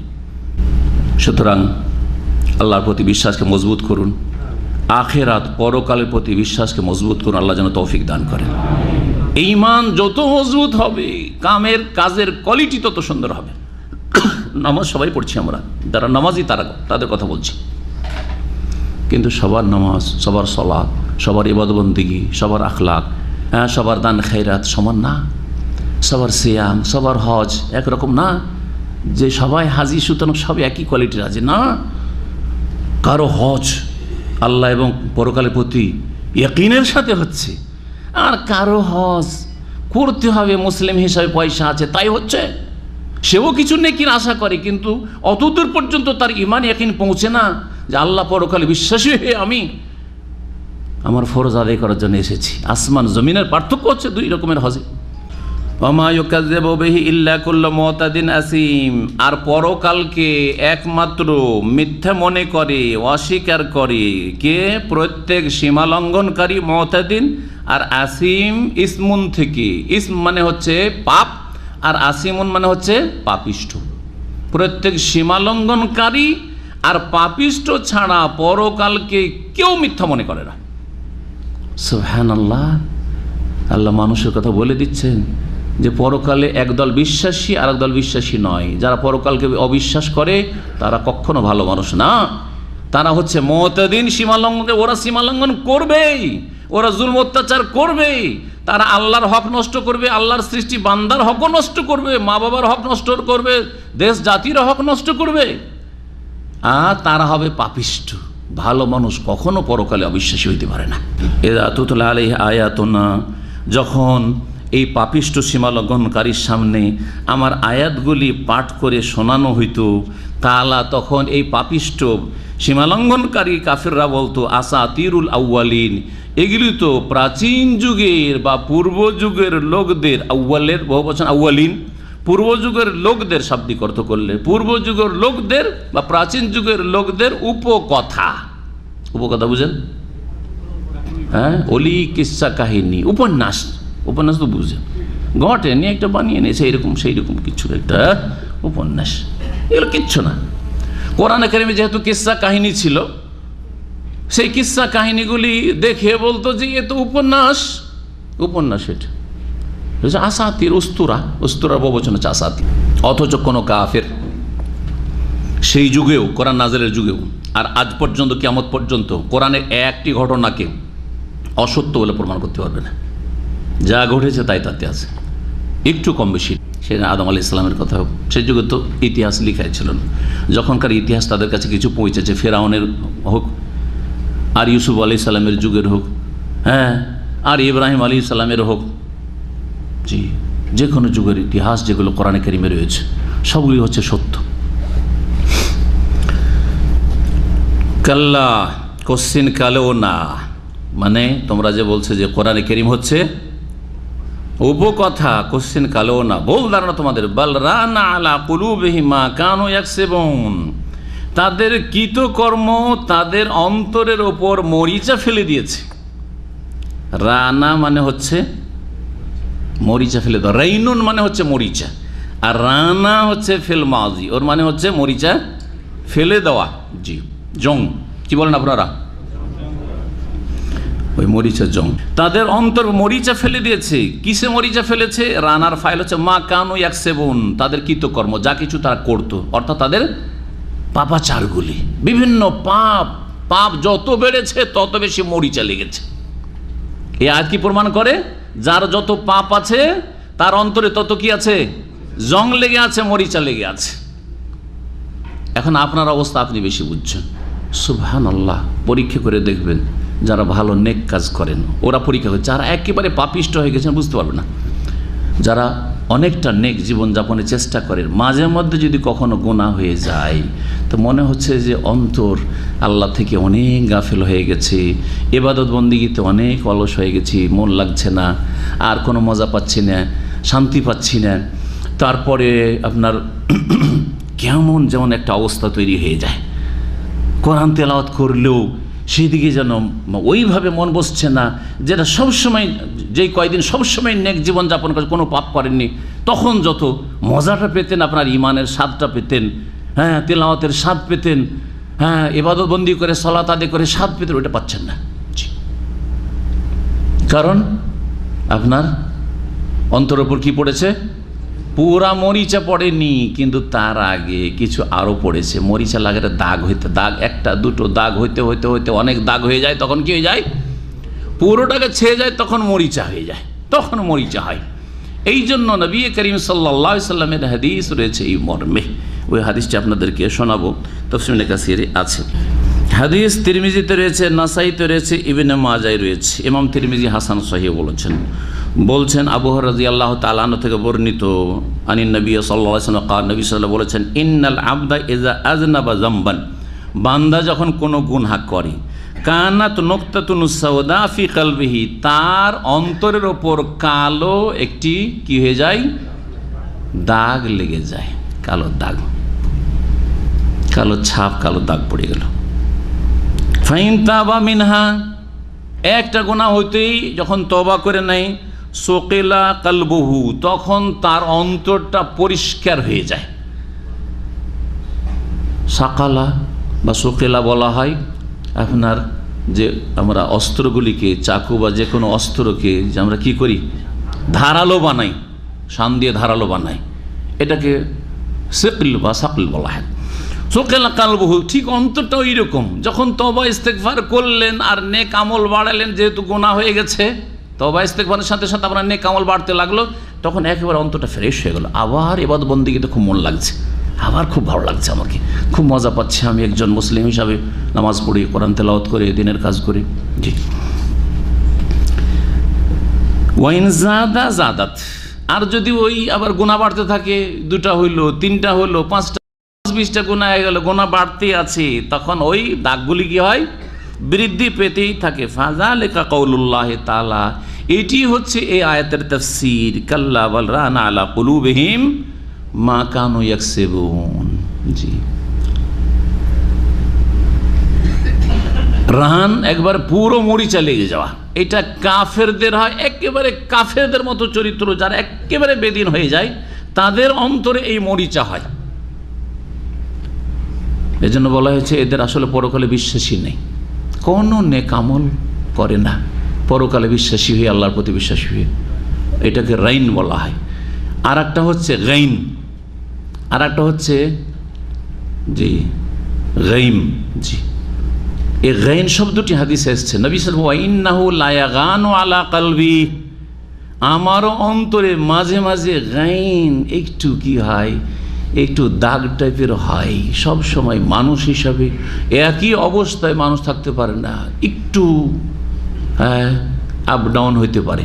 জি, নবী সাল্লাল্লাহু আলাইহি ওয়াসাল্লাম সাহাবায়ে কেরামদের অভিযোগের জবাবে বলেছিলেন, কিছু সাহাবীরা এসে বলে, ইয়া রাসূলুল্লাহ, যখন আপনার মজলিসে মাহফিলে থাকি আর আপনার কথা শুনি, ওয়া যাকারতাল জান্নাত ওয়ান নার, জান্নাত জাহান্নামের কথা শুনি, আখিরাতের কথা শুনি, তখন মনে হয় যে কান্নাহা রায় আইন, মনে হচ্ছে জান্নাত সচক্ষে দেখছি, জাহান্নাম দেখতে পাচ্ছি, আর এমন ভালো হয়ে যাচ্ছি, দুনিয়ার কোনো কিছুই থাকে না, যেন বলে যায় সব কিছু। ফালাম্মা রাজানা ইলা বুয়ুতিনা, যখন বাড়ি ফিরে যাই, ওয়া আফাসনাল আজওয়াজা, আর স্ত্রীর সাথে একটু গল্প গুজব করি, আর একটু বিনোদন করি, ছেলে মেয়েদেরকে নিয়ে একটু যখন তাদের আদর করি, আর একটু রুজি রোজগারের চিন্তাভাবনা করি, এসব কাজে লাগি, তখন নুসিনা কাসীরান, অনেক কিছুই ভুলে যায়, গাফিল হয়ে যায়, অনেক গাফিল হয়ে যায়। মনে হচ্ছে পাপ না, জায়েজ কাজগুলি করতে গিয়ে অনেকটা আপ ডাউন। যখন নেক নবী সাল্লাল্লাহু আলাইহি ওয়াসাল্লাম মাহফিলে দিনের আলোচনাতে থাকতেন অবস্থা আলাদা, আর বাড়িতে এসে ছেলে মেয়েদের সাথে মিশলে অবস্থা একটু ভিন্ন হয়ে যেত। এই অভিযোগ করলে রাসূলুল্লাহ সাল্লাল্লাহু আলাইহি ওয়াসাল্লাম বললেন, যদি তোমরা ওই রকমই থেকে যেতে যেমন আমার মজলিসে থাকো, দিনের কথা যখন আলোচনা হয় শোনো, তখন যেমন তোমাদের ঈমান আর তাকওয়া আর ওইরকম আমল থাকে, অবস্থা থাকে অন্তরের, ওইটাই যদি সবসময় তোমাদের 24 ঘন্টা থেকে যেত, বাড়িতে গিয়েও থেকে যেত, মাঠে ঘাটে গিয়েও কাজকর্মে গিয়েও থেকে যেত, লাসাফাহাতকুমুল মালাইকাতু ফি ফুরুশিকুম ওয়া তুরুকিকুম, তাহলে ফেরেশতারা এসে তোমাদের সাথে তোমাদের রাস্তাতে ঘাটে আর তোমাদের বিছানায় গিয়েও মুসাফা করত। যদি ওই রকম উচ্চ স্তরের ঈমানটা একই রকম থেকে যেত, সবসময় ডাউন না হইতো, সবসময় যদি এইরকমই থাকতো, তাহলে ফেরেশতারা এসে এসে তোমাদের পথে ঘাটে যেখানে পেত মুসাফা করতো, এমনকি তোমাদের বিছানায় গিয়ে মুসাফা করতো তোমাদেরকে। আল্লাহু আকবার। যথাসাধ্য ফাত্তাকুল্লাহ মাস্তা, যথাসাধ্য কি করবেন? চেষ্টা করবেন নিজেকে সবসময় নেকির অবস্থায় রাখা, সবসময় গুনাহ থেকে দূরে রাখার চেষ্টা করা। আজকে এই ফিতনার যুগে, পকেটে ফিতনা, ইন্টারনেটের ফিতনা, মোবাইলের ফিতনা আর রাস্তাঘাটের ফিতনা, এই সমস্ত ফিতনা, এই ফিতনার যুগে কত না পাপ হচ্ছে, চোখের, কানের আর জবানের আর কত কিসের, হাতের, পায়ের। আল্লাহ যেন আমাদের হেফাজত করে। মহান আল্লাহ তারপরে বলছেন, কাল্লা, কোশ্চিন কালেও না, জি হ্যাঁ, ইন্নাহুম আন রব্বিহিম ইয়াওমাইযিন লামাহজুবুন, যদি এই মরিচা নিয়ে থেকে যায় তাহলে এটা কখনো তাদের কল্যাণ নিয়ে আসবে না, কোশ্চিন কালেও তারা জান্নাত পাবে না, আরামের জীবন পাবে না। জি হ্যাঁ, ইন্নাহুম আন রব্বিহিম ইয়াওমাইযিন লামাহজুবুন, বরং তারা তাদের প্রতিপালক থেকে ইয়াওমাইযিন, সেই দিন, হ্যাঁ, পর্দার অন্তরালে থাকবে। মাহজুবুন, হাজাবাই হাজাব মানে আড় করে দেওয়া, আল্লাহ রব্বুল আলামিনের দর্শন থেকে, হ্যাঁ, কি হবে? তারা পর্দার আড়ালে থাকবে। জি, পর্দাবৃত হবে, যেভাবে বলেন না কেন। মাহজুব, হাজাবা থেকে সে মাফুলের সেগান। এই আয়াত সম্পর্কে মুফাসসিরিনগণ বলেছেন যে এই আয়াত হচ্ছে একটি দলিল, কয়েকটি কোরআনের দলিলের আল্লাহ রাব্বুল আলামিনের, হ্যাঁ, রুইয়াত আরবিতে। ফার্সিটা আমাদের দেশের লোক বেশি বুঝে। দিদার, দিদার বুঝেন? আল্লাহর দিদার কথাটাকে না আমাদের দেশের লোকেরা ফার্সি খুব বুঝে। জি হ্যাঁ, দিদার বুঝে, আল্লাহর দিদার, কিন্তু আল্লাহর রুইয়াত বুঝে না আরবি, রুইয়াতুল্লাহ। জি, আল্লাহর দর্শন বাংলা। জি, আল্লাহকে দেখতে পাবে, আল্লাহকে মুমিনরা বিচারের মাঠেও দেখবে আর জান্নাতেও দেখবে, এবং সবচেয়ে বড় নিয়ামত হবে আল্লাহ রাব্বুল আলামিনের এই সাক্ষাৎ বা আল্লাহ রাব্বুল আলামিনের এই দর্শন। জি, মুমিনরা দেখবে, কাফেররা দেখবে না, ঠিক না? এই আয়াতে কি বলা হচ্ছে? যারা অবিশ্বাসী পরকালে, তাদেরকে তাদের রব থেকে কি হবে?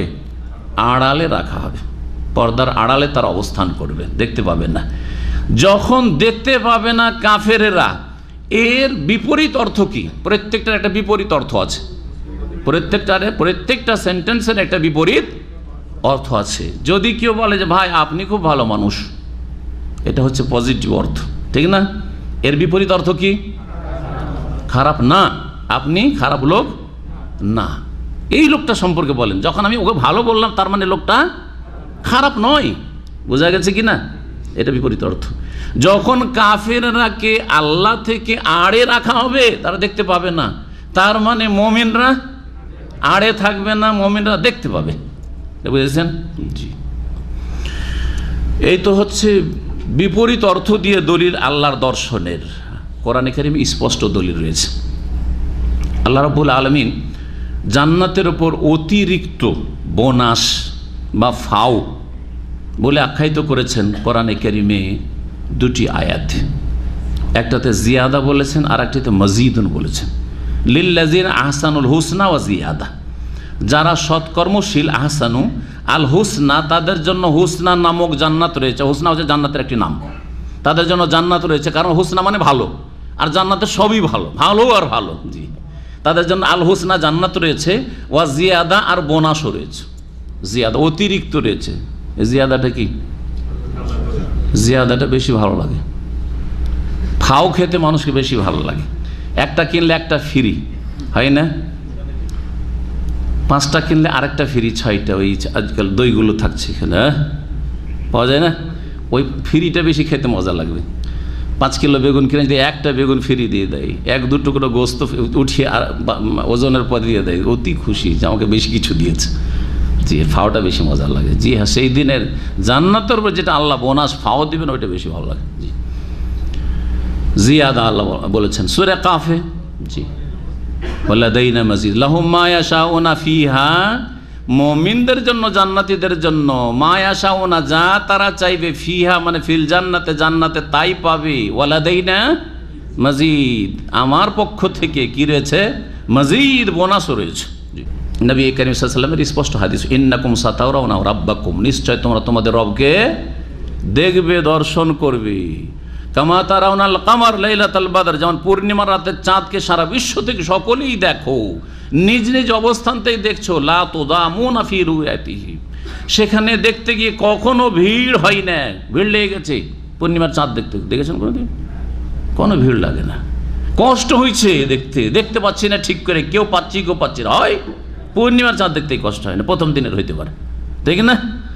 লা তুদারুনা ফি রুয়াতিহি, কেউ কারো ক্ষতি করবে না, মানে ক্ষতি হবে না এই দেখতে গিয়ে।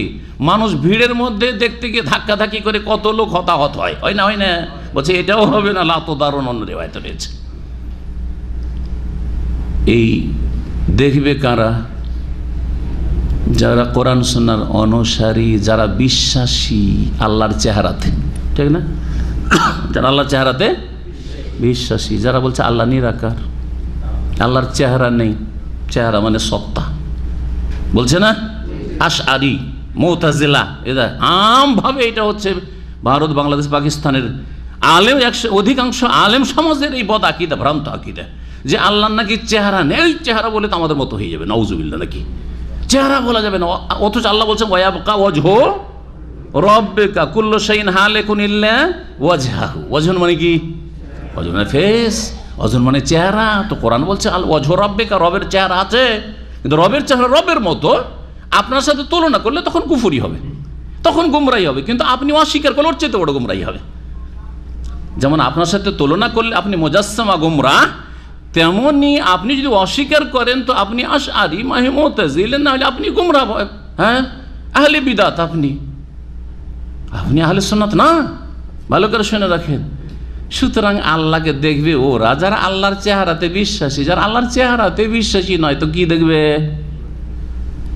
আল্লাহর চেহারা নাই কিন্তু কোরআনের চেহারার কথা বলা হয়েছে। কোনো একটা কিছু বলছেন অথচ নাই, ওইটার নাম ঘোড়ার ডিম। দুনিয়াতে আমরা শুধু কি বলি?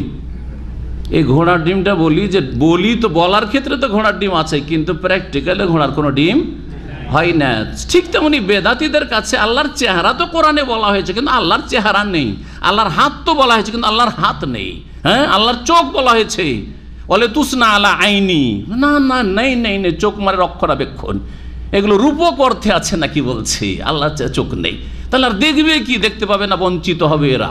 আর না হলে বেদাত থেকে ফিরে আসুক, এই বেদাতি আকিদা, ভ্রান্ত আকিদা থেকে ফিরে আসুক, তাহলে তওবা করলে দেখতে পাবে, না হলে নসিব হবে না। লা মাহজুবুন, জি, অন্তরালে রাখা হবে রব থেকে, আল্লাহ রাব্বুল আলামিন। তারপর বলছে সুম্মা ইন্নাহু লাসালুল জাহিম, আল্লাহকে দেখতে পেল না, হাসর মাঠে দেখতে পেল না, জান্নাতে দেখতে পেল না, অতঃপর তারা জাহান্নামে প্রবেশ করবে। অতঃপর তারা, সালা মানে হচ্ছে সালা ইয়াসলাম, সালা ইয়াসলাম মানে কি করা? প্রবেশ করা, দাখালা।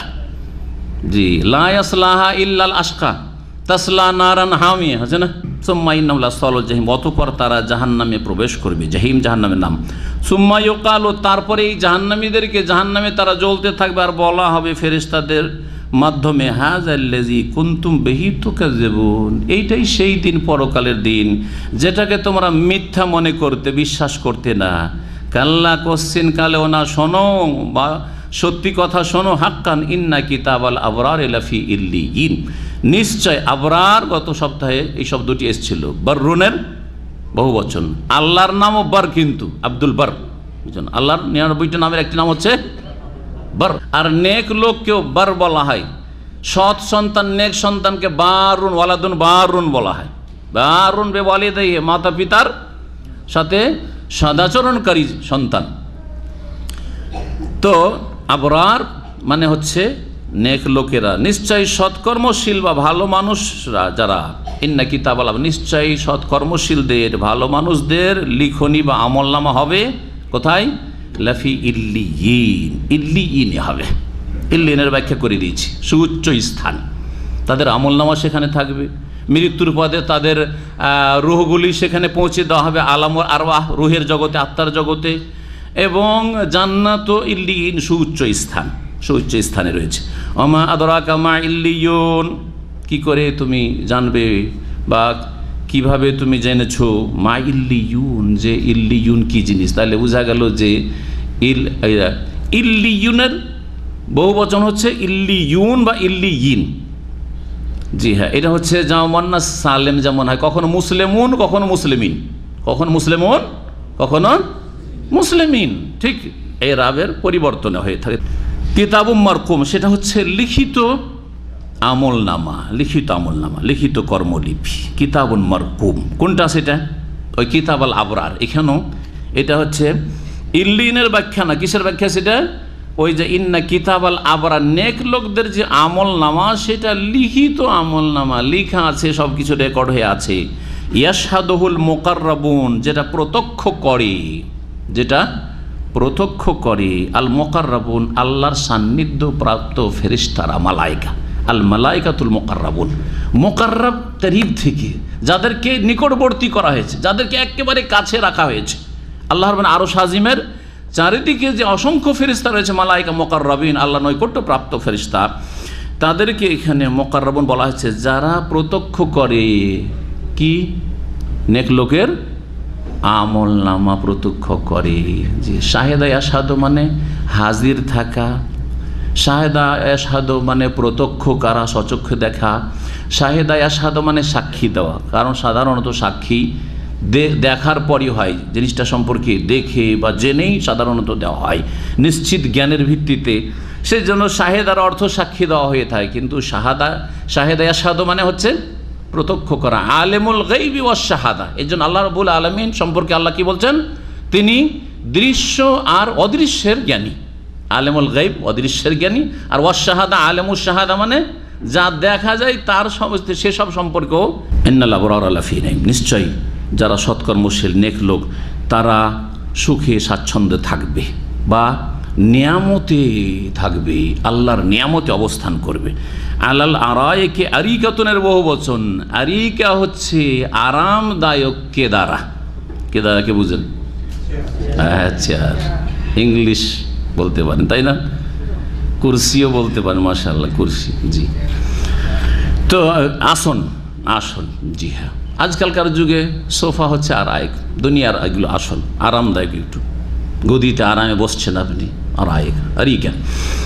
তো আসন এখানে বলছেন যে আল্লাহ রাব্বুল কি বলছেন? আলাল আরাইকি ইয়ানজুর, এই নেক লোকেরা সুখ স্বাচ্ছন্দ্যে থাকবে। আর কিসে থাকবে? আলাল আরাইকি ইয়ানজুরুন, তারা আরামদায়ক আসনে বসে সব কিছু অবলোকন করবে, দেখতে থাকবে। কেউ আরামে বসে, যারা খুব উঁচা জায়গাতে বসে আছে আর বসে গোটা শহরের দৃশ্য দেখছে, কত মজা লাগছে। উঁচা জায়গায় বসে গোটা দাম্মামের দৃশ্য দেখছে, কত মজা লাগছে, ঠিক না? আল্লাহ আরাইকি ইয়ানজুরুন, জান্নাতীদের এটি একটি নিয়ামত। তারিফু ফি ওজুহিহিম নাদারাতান নাঈম, আর তাদের মুখমণ্ডলে বা চেহারাতে তুমি স্বাচ্ছন্দ্যের সজীবতা দেখতে পাবে। নাইম স্বাচ্ছন্দ্য, আর নাদারাতুন মানে সজীবতা। জি, মানুষ যখন খুব সুখে থাকে, তাদের চেহারা দেখলেই বোঝা যায় যে এর জীবনটা খুব লাক্সারি জীবন, খুব সুখের জীবন।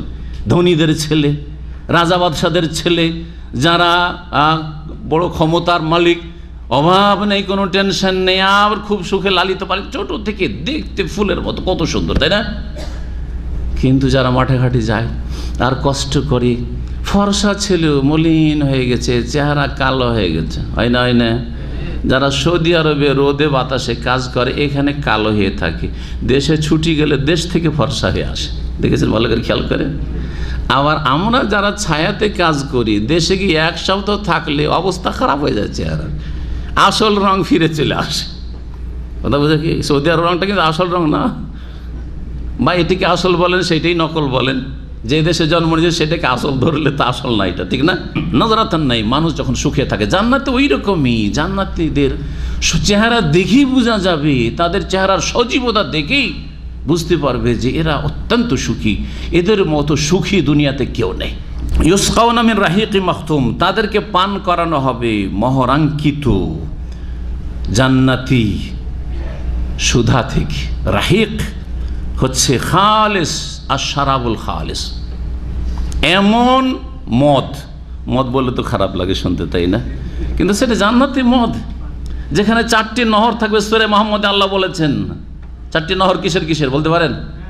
ফিয়ে আনহার মিন মাইন, একটা পানির, ও আনহার মিন লাবান, দুধের, ও আনহারুন মিন আসালিন মুসাফা, আর ও আনহারুন মিন খামরিন, খামর মানে মদের একটা নহর হবে। নহর আনহার একটা না, আনহার বলেছেন, নাহার এক বচন, আনহার অনেক নদী নালার মতো নাও। নাহার মানে নদী, শুধু শুধু ছোট ছোট ঝর্ণা নয়, নহর আনহার অনেক আনহার হবে। মিন খামরিন, কিন্তু কেমন খাম? লাজ্জাতিল লিশারিবিন, পানকারীর জন্য বড়ই সুস্বাদু হবে, বড়ই টেস্টি হবে। লজ্জা আল্লাহ বলছে। জি, এখানে ওই মদ সম্পর্কে বা ওই সুধা সম্পর্কে বলা হচ্ছে রাহিক। রাহিক মানে হচ্ছে আশরাবুল খালিস, একেবারে ভেজাল মুক্ত, যে নেশাগ্রস্ত হবে না, মাথার ব্যথা হবে না, আর বমি হবে না, আর পাগলামি মাতলামি করবে না, আছাড় খেয়ে পড়বে না, যা দুনিয়ার নোংরা খবিস মদ খেয়ে হয়। জি হ্যাঁ, মাখতুম। আর তাতে আবার উপরন্ত কি থাকবে? মোহরাঙ্কিত থাকবে, মোহর লাগানো থাকবে, যাতে ভেজালের কোনো সম্ভাবনা না থাকে। বড় বড় নেতারা কিন্তু এই খোলা পানি খাবে না, যেমন আমাজন এখানে টেবিলে খোলা পানি রেখে দিয়েছে, কখনো খাবে না, খাবে? হ্যাঁ, জি হ্যাঁ, মোহরাঙ্কিত, মোহর তার সামনে খুলে তারপর দেওয়া হবে। জি, তাদের ভেজাল ঢোকার কোনো সম্ভাবনাই নেই। আরে জমজম পানিতেও ভেজাল ঢোকাচ্ছে এক শ্রেণীর লোকের, আল্লাহ হেদায়েত করে। এই জন্য তো জমজমের এই সিস্টেমটা করা হয়েছে, যে গোল বোতল করা হয়েছে।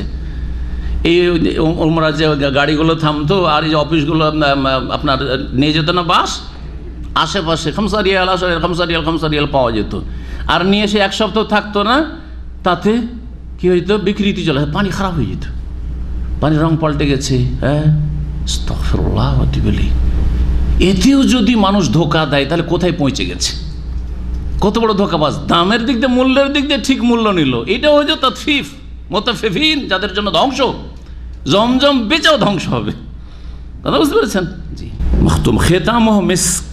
খেতাম, খেতামের মানে কি? মুফাসসিরিনগণ বিভিন্ন অর্থ করে। খেতামহ মিস্ক মানে যার সুগন্ধি হবে। খেতাম মানে যার সুগন্ধি হবে। কিসের?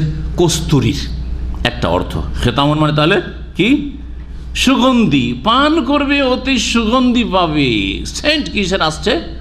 কস্তুরী, সবচেয়ে মূল্যবান যেটা সেন্ট। এই কস্তুরী মিস্ক কোথা থেকে হয়? মৃগ নাভি, মানে হরিণের নাভি থেকে। নাভিতে একটু গোলে বড় হয়। হ্যাঁ, এটা ফেসবুকে কয়েকদিন আগে খুব দেখা গেলো, কেটে দেখাচ্ছে যে এই গোলে আছে। জি হ্যাঁ, আর যারা দেখেছেন, না হলে কোনোদিন ছবিতে সার্চ দিয়ে হচ্ছে মিস্ক কি জিনিস, হ্যাঁ, কস্তুরী কি জিনিস। সবচেয়ে মূল্যবান এই হচ্ছে সেন্ট। ওই সেন্টটা পাবে, পান করবে আর এত সুন্দর সেন্ট পাবে। এটা হচ্ছে এর খেতামন মানে তাহলে সুগন্ধি। মিস্ক কিসের? কস্তুরীর সুগন্ধি হবে। এটা কেউ কেউ অর্থ করেছে। কেউ কেউ অর্থ করে খেতাম মানে খাতামা একতম। খাতাম মানে শেষ, খতম করলাম মানে কি? শেষ করলাম। ওই খতম থেকে খেতাম, তার মানে কি হবে? শেষ ঢোকটা যে পান করবে, খেতামহু তার সমাপ্তি, পান করা যে শেষ হচ্ছে, শেষ ঢোকটা যেটা, সেটাকে খেতাম বলা হয়। শেষ ঢোকটা যেটা হবে সেটা হবে কিসের? মিসকন, কস্তুরীর সুগন্ধির হবে। তখন কস্তুরীর সুগন্ধি পাবে। মানুষ পান করে তখন বুঝতে পারে না, পান করার শেষে তখন বুঝতে পারে যে এটার সেন্টটা কেমন, ঠিক? কারণ তখন ছেড়েছেন এখন নিঃশ্বাসটা, তখন বিশেষ করে আরো এটা হবে। ওয়া ফি যালিকা ফালিয়াতানাফাসিল মুতানাফিসুন। এই ক্ষেত্রে প্রতিযোগীরা যেন প্রতিযোগিতা করে, যারা আগ্রহী প্রতিযোগিতা, কম্পিটিশন করতে। তানাফুস মানে প্রতিযোগিতা করা। তানাফুস শব্দটি নাফাস থেকে এসেছে। নাফাস মানে কি জানেন? শ্বাস। তো এই প্রতিযোগিতা শ্বাস থেকে কেন আসলে কি সম্পর্ক এই আসল শব্দের সাথে? বা আসল অর্থের সাথে সম্পর্ক আছে। মানুষ যখন প্রতিযোগিতা করে দৌড়ায় তখন কি করে, কিছুক্ষণ পরে শ্বাস ফুলতে লাগে, শ্বাস রুদ্ধ হতে যাচ্ছে করছে, তাই না? এই জন্য তানাফুস প্রতিযোগিতার অর্থে এসছে বাবে তাফাউলে গিয়ে। প্রত্যেক মানুষকে আল্লাহ প্রতিযোগিতার জন্য আহ্বান করছেন যে যে চায় এইরকম জান্নাত আর জান্নাতের এই নিয়ামত সমূহ তারা যেন কি করে, এই ময়দানে প্রতিযোগিতা করে। অমেজাজহু মিন তাসনিম, আর তাতে সংমিশ্রণ, মাজজুন মানে মিশানো, কোনো কিছুকে মিশানো। অমেজাজহু তার সংমিশ্রণ। দেখেন একটা জিনিসের সাথে আরও যদি কিছু মিশানো হয় তখন ওতে বিভিন্ন রকমের কি পাওয়া যায়, স্বাদ পাওয়া যায়। যেমন আমরা মাঝে মাঝে শরবত করি, জানেন কি না? শরবতে চিনি দিলাম, আর কি দিলাম, লেবু দিলাম, আর হ্যাঁ কি এসব গোল চলেন, ওটাও ধরলাম। পুদিনা দেখিয়েছেন, কেন পুদিনা গ্যাসের খুব বড় ঔষধ। পুদিনা যখন এই শরবতটা কয়েক রকম মাছের শরবত খাচ্ছি, একবার পুদিনার সেন্টও পাচ্ছি, আবার লেবুরও সেন্ট পাচ্ছি, ঠিক না? আর কিছু দেওয়া থাকলে আর কিছুর সেন্ট পাচ্ছি না? জি হ্যাঁ, এটাকে মেজাজ বলা হয়, সংমিশ্রণ। অমেজাজহু, তো জান্নাতের যে পানীয় হবে, যা পান করার জন্য আল্লাহ দেবেন, সেটাতে তাসনিম নামক নহরের পানির সংমিশ্রণ হবে, মিশ্রণ থাকবে তাসনিম নামের ঝর্ণার পানি।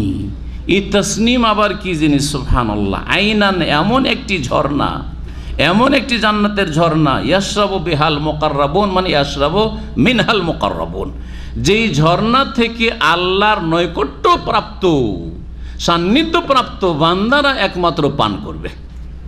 যেমন তেমন নিম্ন শ্রেণী জান্নাতি না, মুকাররাবুন যারা। সূরা ওয়াকিয়াতে মানুষকে 3 ভাগে ভাগ করা হয়েছে, হ্যাঁ, মুকাররাবুন আর আসহাবুল মাইমানা, ডান হাতে আমল নামা পেল কিন্তু মুকাররাবুন না। আর আরেক দল হচ্ছে জাহান্নামী, যারা হচ্ছে আসহাবুল মাশআমা, বোঝা গেছে না? বা আসহাবুল শিমাল, আসহাবুল ইয়ামিন, আসহাবুল শিমাল। আর দল হচ্ছে জি মুকাররাবুন, ওয়াস-সাবিকুন আস-সাবিকুন উলাইকাল মুকাররাবুন ফি জান্নাতিন নাঈম। জি, তাসনিম, এই নহরকে তাসনিম কেন বলা হয় এটা শোনেন। তাসনিম মানে কোনো উঁচা জিনিস, কোনো উঁচা বস্তুকে তাসনিম বলা হয়। এই থেকে এই উটের যে চূড়া, এটা কি বলা হয়? সানামুল বাইর, এটাকে সানাম বলা হয়। কি বলা হয়?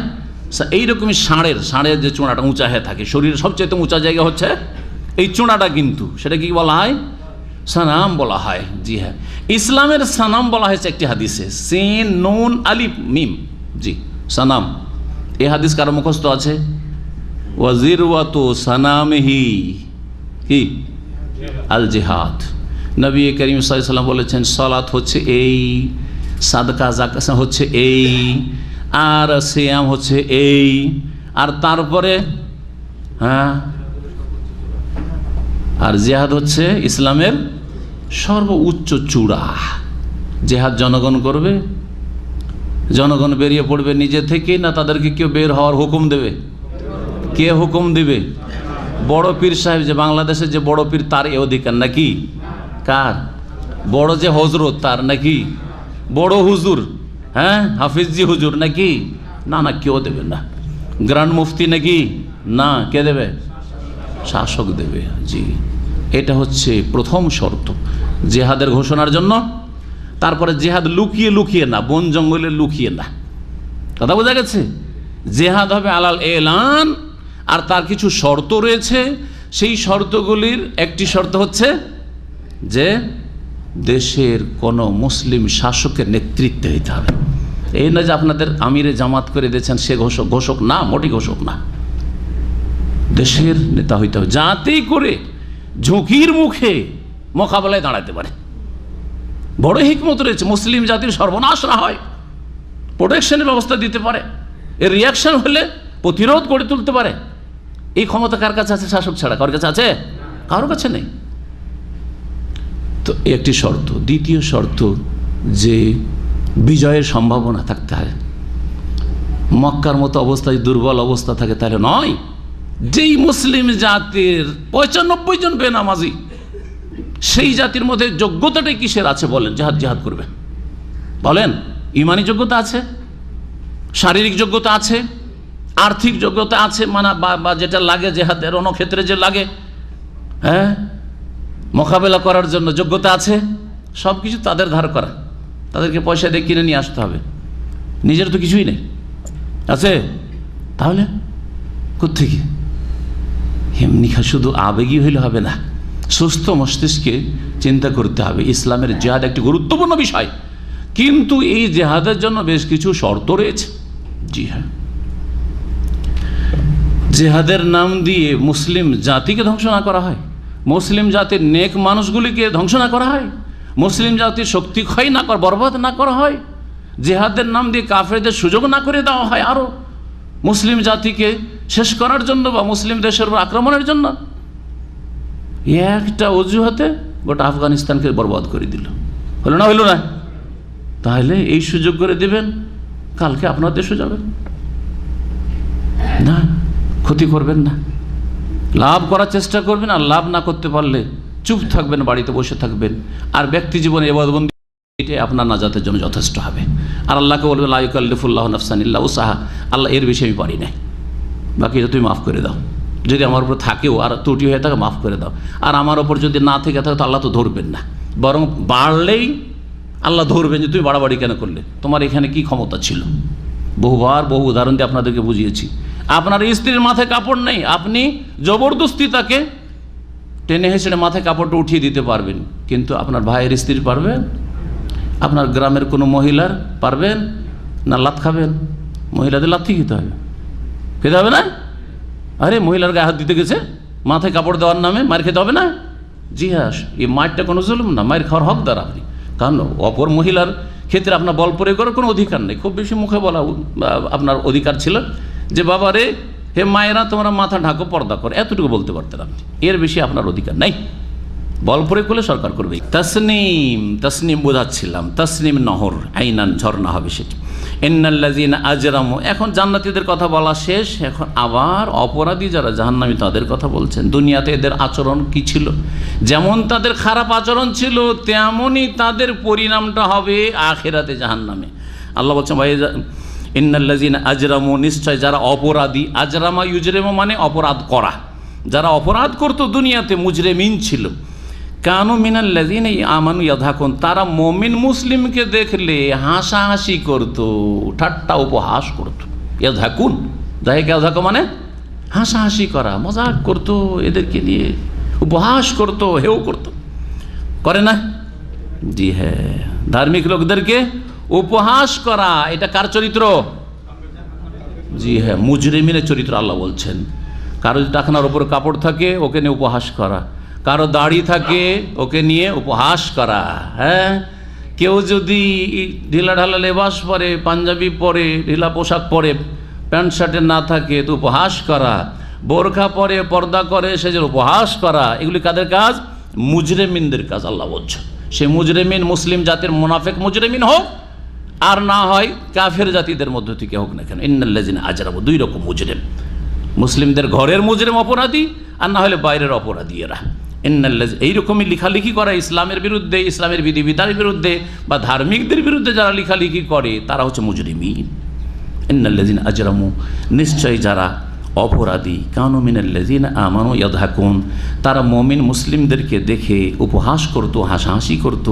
ওয়াইযা মাররু বিহিম, আর যখন মুমিন মুসলিমরা তাদের পাশ হয়ে অতিক্রম করত আর তারা নিজের জায়গায় বসে আছে, ওদেরকে দেখে কি করত? ইয়াতাগামাজুন, চোখ টিপে ইশারা করত। আমাদের অঞ্চলের ভাষা বলি চোখ টিপি দেওয়া, বুঝলেন? চোখ টিপি দেওয়া দিয়ে কি করে?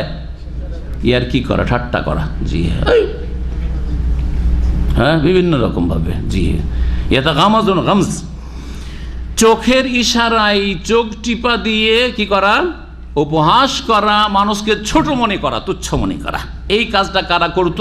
যারা অপরাধী মুমিনদেরকে কথার দ্বারাও করত। জি, কথার দ্বারা আর কাজের দ্বারা। কথার দ্বারা ক্রিটিসাইজ করত, সমালোচনা করত, আর ভর্ৎসনা করত, আর বিভিন্ন খারাপ নাম দিত, এইটা শুধু বেদিনগুলো না, বদ্দিনগুলো যারা এই কাজটি করে তারা দুই রকম, বেদিন আর বদ্দিন। ভালো করে শুনে রাখেন, এর ব্যাখ্যা কি করতে পারবেন? বেদিন আর বদ্দিনে কি পার্থক্য আছে? হ্যাঁ,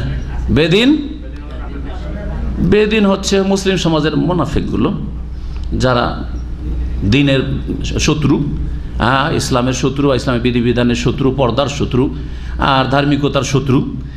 আর আর কাফের যারা ইসলাম বিদ্বেষী ও মুসলিম বিদ্বেষী, তারা এরা হচ্ছে বেদিন, ঠিক না? আর বদ্দিন কারা?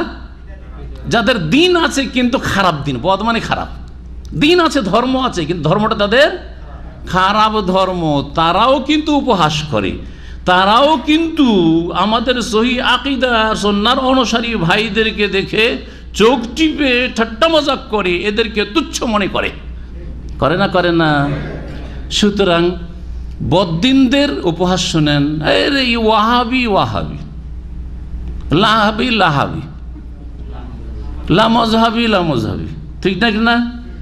তারপরে দিল কাদিয়ানির নাম, রফেদান করছে, আরে এরা কাদিয়ানি হয়েছে, হ্যাঁ শিয়া হয়েছে, অথচ শিয়া রফেদানি করে না। ভালো করে বুঝেন, যারা রফেদান করে তারাই শিয়া, কিন্তু কারণ শিয়ারা রফেদানি তাদের নামাজে করে না। এইরকম খারাপ মেলা নাম দেয়। জি হ্যাঁ, ইহুদিদের দালাল, আমেরিকার দালাল, হ্যাঁ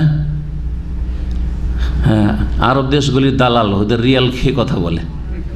জি হ্যাঁ, হ্যাঁ, আলমাদানি আর জালমাদানি।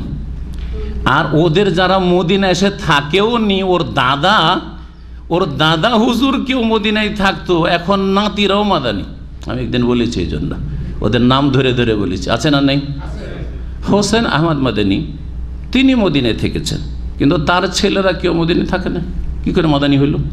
তার নাতিরা কী করে মাদানি হলো? তার গোটা বংশ কী করে মাদানি হলো? যারা মদিনায় হজুমরা ছাড়া আর কোনো কাজে আসেও নি হয়তো, হ্যাঁ থাকেও নি হয়তো, সবগুলি মাদানি। ভারতের একটা বিশাল বংশই আছে হোসেন আহমদ মাদানির, যারা হচ্ছে সবগুলি হচ্ছে মাদানি। এরা কোন মাদানি? না, এরা হচ্ছে ওদের কাছে আসল মাদানি। আর মদিনায় 4 বছর থেকে কমপক্ষে অথবা তারও বেশি থেকে লেখাপড়া করলো, মদিনার ইলম তারা গ্রহণ করলো, মদিনার আকীদা মানহাজ গ্রহণ করলো, মদিনা থেকে ওহির জ্ঞান নিয়ে গেল, মদিনা থেকে ইলমের প্রচার প্রসার করলো, তারপরও মাদানি বলে জাল মাদানি হয়ে যায়। জি, এরাই এইসব বদ্দিন, এদের নাম হচ্ছে বদ্দিন। চিনে রাখেন ভালো করে, বেদিন আর না হয় বদ্দিন ধার্মিক লোকদেরকে নিয়ে ঠাট্টা উপহাস করে। জি, বদ্দিনদের কথা একটু হইল। তো বেদিনরা মৌলবাদী, দাড়ি থাকলে মৌলবাদী, ধর্মের কথা বললে মৌলবাদী। বাড়িতে এক নেতার বাড়িতে, জি দেশের ঘটনা, কোন এক নেতার বাড়িতে একটা ধর্মীয় পুস্তক দেখেছে, আর এক নেতা গিয়ে বা আর এক নেতার ছেলেরা গিয়ে দেখার পর বলছে, আরে তোমরাও নাকি মৌলবাদী? হ্যাঁ, তোমরাও নাকি মৌলবাদী? তোমাদের বাড়িতে আবার ধর্মীয় পুস্তক কেন? ইসলামিক বই পুঁথি কেন? বোঝা গেছে কিনা? জি হ্যাঁ, তো মৌলবাদী। তারপরে কট্টরপন্থী, হ্যাঁ, জঙ্গি। ইসলাম মানে জঙ্গিবাদ লাগিয়ে দেওয়া, ইসলামের কথা বললেই জঙ্গিবাদ। টাকনার উপরে কাপড় থাকলেই এর জঙ্গি হবে, নাহলে টাকনার উপরে কেন কাপড়? যুবক ছেলে 18-20 বছর বয়সে দাড়ি কেন? জঙ্গি হবে, নাহলে দাড়ি কেন? আর দাড়ি তো আর বড় দাড়ি কেন? হ্যাঁ, মুসিবত। ছোট দাড়ি রাখলেও কোনো দলে ওই দলের লোক, আর বড় দাড়ি রাখলেও আর এক দলের লোক। তো যাবে কোন দিকে মুমিনরা? জি হ্যাঁ, এই হচ্ছে বেদিনদের চরিত্র। তো বেদিন আর বদ্দিনদেরকে ভালো করে জেনে রাখেন, এবং কিয়ামতের দিনে তাদের পরিণামের কথা শুনে আল্লাহ কোরআনে বলছেন, ওয়াইদান কালাবু ইলা আহলিহিম। আর এই দুনিয়ার সুখীরা, বেদিন আর বদ্দিনরা, তাদের যেহেতু কি প্রভাব বেশি, তাদের জনবল বেশি, ভক্ত বেশি, মাহফিলে লাখ লাখ লোক, ঠিক না? এই অহংকার আছে না নেই? জি হ্যাঁ, এবং তাদের দলও ভারী। সুতরাং আর বাড়িতে গেলেও সুখ আর সুখ, 5 বছরে কত টাকা যে মেরেছে, হ্যাঁ, আর আসে এই কাজে, এই রাজনীতিতে এই কাজেই নেমেছে। আর যতগুলি রাজনীতি করে, ইসলামের নামে হোক আর দুনিয়ার নামে হোক, সবগুলির উদ্দেশ্য হচ্ছে দুনিয়ার সুখ হাসিল করা, আর কিচ্ছু না। একামতের দিন ফালতু মিথ্যা কথা, এটা ধোঁকাবাজি করা। কথা বোঝা গেছে না? আল্লামা নাসিরুদ্দিন আলবানী রাহমাতুল্লাহ বলছেন যে যারা বলছে যে ইসলাম কায়েম হবে ক্ষমতায় গেলে, তারা এখলাসবিহীন মানুষ। কারণ গরজ তাদের হচ্ছে দুনিয়া আখেরাত নয়। আসল গরজ কোনখানে? আসল গরজ হচ্ছে যে ওরা এইরকম দেশ চালাচ্ছে আর নেতৃত্ব দিচ্ছে আর বড় বড় পদে আছে, আমরাও মন্ত্রী মিনিস্টার হব, ঠিক কিনা? তারা খুব ভোগ করছে, আমরাও ভোগ করব। সুতরাং যারা এই ইসলামকে ব্যাখ্যা করেছে কি যে ইসলাম হচ্ছে একটা যেন স্টেট, আর এই স্টেটের নেতৃত্ব দখল করাটা হচ্ছে দিন কায়েম করা, এই ইসলাম কায়েম করা, তারা দুনিয়াদার মানুষ, তারা দিনদার নয়, আখেরাতওয়ালা নয়। তারা ভালো করে শুনে রাখেন কথাটি, খুব মূল্যবান কথা। পক্ষান্তরে যে তার তৌহিদ পালন করে, তার 5 ওয়াক্ত সালাত আদায় করে, তার জীবনের প্রতিটি ক্ষেত্রে যথাসাধ্য চেষ্টা করে ইসলাম কায়েম করার, এবং তারপরে অন্যদেরকেও এরকম মুসলিম বানাবার চেষ্টা করে, আর উদ্দেশ্য দুনিয়ার নেতৃত্ব না। 100 বছরও যদি দিনের খেদমত করে, কখনো তার উদ্দেশ্য না যে আমরা কোনোদিন ক্ষমতায় যাব আর এই ভোগবিলাসের সামগ্রীগুলো আমরা পাবো, বরং আখেরাতে জান্নাতে সুউচ্চ স্থান পাবো। জি হ্যাঁ, শেখ আলবানী, শেখ ইবনে বাজ, শেখ ইবনে উসাইমিন, এইরকম দুনিয়ার বড় বড় আইম্মাই কেরাম, ইবনে তাইমিয়া রাহিমাহুল্লাহ আর ইবনুল কাইয়িম, এরকম যতগুলি আইম্মাই কেরাম আর মুজাদ্দিদিন যারা গেছেন, সংস্কারক গেছেন, তারা কখনো ক্ষমতার আশা করেছে যে আমি ক্ষমতায় যাব বা আমরা ক্ষমতায় যাব, আমরা দেশের পরিচালনা করব আর আমরা নেতৃত্ব দেব? কখনো না। এমন মোহাম্মদ আবদুল্লাহ রহমতুল্লাহ আলাইহ শুরুতে বলে দিয়েছে ইমাম মোহাম্মদ বিন সৌদকে যে দেখেন, আমাকে আপনি দিনের কাজ করতে দেন, আর হুকুম দেশ পরিচালনা করা আপনাদের কাজ, আমি নেব না। আগেই বলে দিচ্ছি, যাতে করে এই চিন্তা না হয় যে কি জানি যখন শক্তিশালী হবে তখন কি না করে। আগে থেকে বলে দিচ্ছি যে হুকুম, শাসন, ক্ষমতা আপনাদের, আর আমাকে শুধু দিনের খেদমতটা করতে দেন, দাওয়াতের কাজ করতে দেন।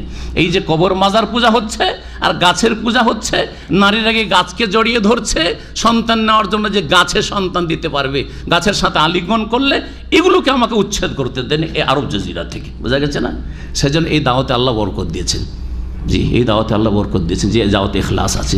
আর যেই দাওয়াতে দুনিয়াদারের গরজ আছে, ক্ষমতায় যাব, সেই দাওয়াতে মার খেতে হয়েছে, জুলমের শিকার হতে হয়েছে, আর ক্ষতিগ্রস্ত হতে হয়েছে, কিচ্ছু লাভ হয়নি। নিজেও ধ্বংস হয়েছে, সর্বনাশ হয়েছে, অন্যদেরকে ধ্বংস করেছে, যুবকদেরকে ধ্বংস করেছে, তাদের মগজে ভ্রান্ত মতবাদ ঢুকিয়ে দিয়েছে যে ইসলাম কায়েম মানে এটাই কায়েম করা। না না না, যখন তারা বাড়িতে ফিরে আসে, এই সুখী লোকেরা, দুনিয়ার সুখী লোকেরা, ইনকালাবু ফাকিহিন, বড়ই প্রফুল্ল তার সাথে ফিরে আসে, বড়ই আনন্দের সাথে ফিরে আসে। বাইরে খুদ আমোদ ফুর্তি, নেতাগিরি করে, আর বাড়িতে আসলে তাদের দাপটের শেষ নাই, আর সুখের সামগ্রীর শেষ নাই, ভোগবিলাসের শেষ নাই। জি হ্যাঁ, ওয়াইদা রাআউহুম, আর যখন এই মুমিন মুসলিমদেরকে, ধার্মিক লোকদেরকে দেখে, কালু, তখন তারা বলে রাস্তাঘাটে দেখে, ইন্না হাউলাই লাদাল্লুন, এরা গুমরাহ, এরা হচ্ছে পথভ্রষ্ট, এরা হচ্ছে বিভ্রান্ত, এসব কথা দল্লুন বলে না, বলে না? বেদিনও বলে, বদ্দিনও বলে, বদ্দিনরাই বেশি বলছে। সহি আকীদার কথা বলেন, তৌহিদের কথা বলেন, সুন্নতের কথা বলেন, খালি বলে দেন যে মিলাদটা বেদাত, শুধু বলে দেন যে নিয়ত পড়াটা বেদাত। বলবে যে এরা কোথাকার দালাল, দিল আমেরিকার দালাল বানিয়ে আপনাকে, দিল সৌদি আরবের দালাল বানিয়ে দিল, শুধু দালাল না, 5টা গোলাম বানিয়ে দিল আপনাকে। হ্যাঁ, খুব সুন্দর গাল, 5টা গোলাম। জি হ্যাঁ, কোরআন সুন্নাহর খেদমত করলে 5টা গোলাম। জি হ্যাঁ, জি, ইন্না হাউলাই লাদাল্লুন, বিভিন্ন ভাষা দিয়ে বলবে। যুগের আবর্তনে বিবর্তনে শব্দ চেঞ্জ হবে, বাক্য চেঞ্জ হবে, কিন্তু কথা ওইটাই যে এরা পথভ্রষ্ট সব, আমরাই জান্নাতি, আমরাই হক্কানি, আর এরা সব বাতিল ফিরকা। সমস্ত রকমের শিরক আর বেদাত করে আর 126 তরিকা দিয়ে হক্কানি থাকে। এর আবার নবী সাল্লাল্লাহু আলাইহি ওয়াসাল্লামের তরিকা বাদ দিয়ে 126 তরিকা আবিষ্কার করলো, আর নাম হয়ে গেল কি? হক্কানি। আর তাদের মিডিয়ার নাম হয়ে গেল আহলে হক মিডিয়া। বুঝতে পারছেন তো? এরা হলো বদ্দিন, এরা হচ্ছে কি বদ্দিন। ভালো করে শুনে রাখেন, সাবধান হয়ে যান। এখনও সাবধান করছি, আর এই সাবধান করার পরে সাবধান না হন, সাবধান হয়ে আমি বলছি না যে কারো অন্ধ আপনি অনুকরণ করেন আমার কথা অথবা অন্যের কথা মানেন। আপনি কোরআন হাদিসের দিকে ফিরে আসেন, দলিলের দিকে ফিরে আসেন, আপনি চেক করেন তাদের কিতাবে কত বড় বড় শিরক আর কুফর ঢোকা আছে, আর তারপরে সেটাকে হক্কানি মনে করছেন আপনি। আল্লাহ যেন হেদায়েত দান করেন। ওমা উরসিলু আলিম হাফেজিন, অথচ এই অসৎ লোকদেরকে, এই অপরাধীদেরকে এই মুমিনদের ওপর আপনার হাফেজিন মানে তাদের ওপর অভিভাবক করে প্রেরণ করা হয়নি, অথবা পাহারাদার করে তাদেরকে পাঠানো হয়নি। তোমাদেরকে তাদের তত্ত্বাবধানে রাখা হয়েছে, তাদের অভিভাবক করে রাখা হয়েছে, তাদের ওপর তোমরা হুকুম লাগাবে এই জন্য পাঠিয়েছে, তাদের সম্পর্কে তোমরা এই মন্তব্য করবে এই জন্য আল্লাহ তোমাদেরকে পাঠিয়েছে। আরে নিজের চরকায় তেল দাও, নিজের নাফসি কর, নিজের সংশোধন কর, নিজে শিখো। ফালিয়াউমাল্লাযীনা আমানু মিনাল কুফফারি ইয়াদহাকুন, সুতরাং আজকে হাসরের মাঠে কিয়ামতের দিন এখন আসল কথা আল্লাহ আছে। দুনিয়াতে বদ্দিন আর বেদিনরা কোরআন সুন্নাহর অনুসারীদেরকে, আহলে সুন্নাত ওয়াল জামাতকে, যারা হকপন্থী তাদেরকে, যারা তাওহীদ এবং সুন্নাহর অনুসারী তাদেরকে, যারা শিরক বিদআত মুক্ত তাদেরকে দল্লুন বলেছে, বিভিন্ন নামে আখ্যায়িত করেছে, তাদেরকে নিয়ে উপহাস করেছে। আরে কয়টা লোক তাদের কথা শুনে? আর ওরা কি করবে, কি আছে? তাদের দেশ না, দেশ আমাদের, ওদেরকে তাড়িয়ে দিতে হবে। আউযুবিল্লাহ। এইসব কথা গায়ের জোরে তো বলে নিচ্ছ, কিয়ামতের দিনের অপেক্ষা করো। আল্লাহ বলছে ফালিয়াউমাল্লাযীনা আমানু, আজকে ওই সব লোকেরা যারা মুমিন ইমানদার, মিনাল কুফফার ইয়াযহাকুন, কাফেরদেরকে নিয়ে হাসাহাসি করবে, জান্নাতে চলে যাবে, আর এই জাহান্নামীদেরকে জাহান্নামে জ্বলতে দেখবে।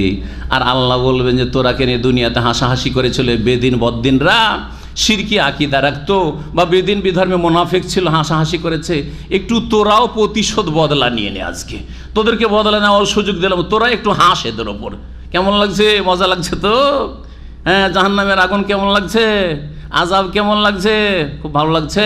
জি হ্যাঁ, ইয়াযহাকুন, মুমিনরা সেই দিন হাসবে, বদলা প্রতিশোধ হবে সেই দিন। আলাল আরাইকি ইয়ানজুরুন, এবং আরামদায়ক আসনে তারা বসে দেখবে কাফেরদেরকে জাহান্নামে। তাহলে বোঝা গেল জান্নাতে বসে বসেও কাফেরদের অবস্থা দেখতে পাবে, যাতে করে আল্লাহর আরও বেশি শুকরিয়া আদায় করে। দেখেন, সুখী মানুষরা দুঃখী লোক না দেখলে নিজের সুখের অবস্থা বুঝতো না যে কত সুখে আছে।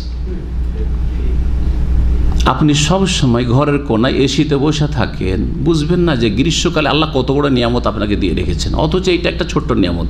এর ওপর সুস্থতার নিয়ামত, নিরাপত্তার নিয়ামত, ইমানের, তার উপরে ইমান ইসলামের নিয়ামত, আর কত কি নিয়ামত রয়েছে, ঠিক না? এই যে এসিতে আরামে বসে আছেন, আপনি যদি বাইরে কোথাও না যান, কত গরমে বাইরে মানুষরা কাজ করছে, আপনি কিচ্ছু বুঝবেন না এবং আপনার এই নিয়ামতের মূল্যায়ন করবেন না। কথা ঠিক কিনা? যখন অফিস থেকে বেরিয়ে যাই আর রাস্তাতে দেখি দুপুরবেলা 12টা-1টার সময় অথবা বিকাল 4টার সময় রোদরে ক্লিন করছে রাস্তায়, চেহারা লাল হয়ে হয়ে কালো হয়ে গেছে, দেখার পরে তখন নিয়ামতের শুকরিয়াটা অন্তর থেকে বের হয় না? হয় না? জি, 500 টাকা বেতন, তারপরও টিওয়াই রুমের মধ্যে, আপনি এসি রুমে, ঠিক না? আর ওর হয়তো 700-800 টাকা বেতন বা 1000 টাকা বেতন, কিন্তু রোদরে 12 ঘন্টা, সকাল 6টা থেকে সন্ধ্যা 6টা পর্যন্ত। কি বলবেন? যে 1000 টাকার বেতন হইলে ভালো হইতো রোদে, নাকি? না, বলে আলহামদুলিল্লাহ অনেক সুখে আছে, আলহামদুলিল্লাহ অনেক সুখে আছে, ঠিক না? জি। তো আলাল আরাইকি ইয়ানজুরুন, আসনগুলিতে বসে জান্নাতীরা, মুমিনরা এই জাহান্নামীদেরকে দেখবে, আল্লাহর আরও বেশি বেশি শুকরিয়া আদায় করবে। আলহামদুলিল্লাহিল্লাযী হাদানা লিহাযা ওয়া মা কুন্না লিনাহতাদি লাউলা আন হাদানাল্লাহ, এই কথা বললে তখন। জি, হাল সুবিবাল কুফারু মা কানু ইয়াফআলুন, আল্লাহ বলছেন যে কাফেরদেরকে কি বদলা দেওয়া হয়েছে? সুবিবা মানে জুজিয়া, সওয়াব থেকে, সওয়াব মানে প্রতিদান, বদলা। সওয়াব নেকিকে সওয়াব বলে, আরবিতে কি বলে? নেকি যেটা বলছি আমরা ফার্সিতে, উর্দুতে ওইটা হচ্ছে সওয়াব। এই সওয়াব থেকে সুবেবা, আর সুবেবা সা ওয়াও বা এ সাবা ইয়াসুবো বা আসাবা ইউসিবো, আসাবা ইউসিবো মানে জাযা ইউজাজি, বদলা দেওয়া।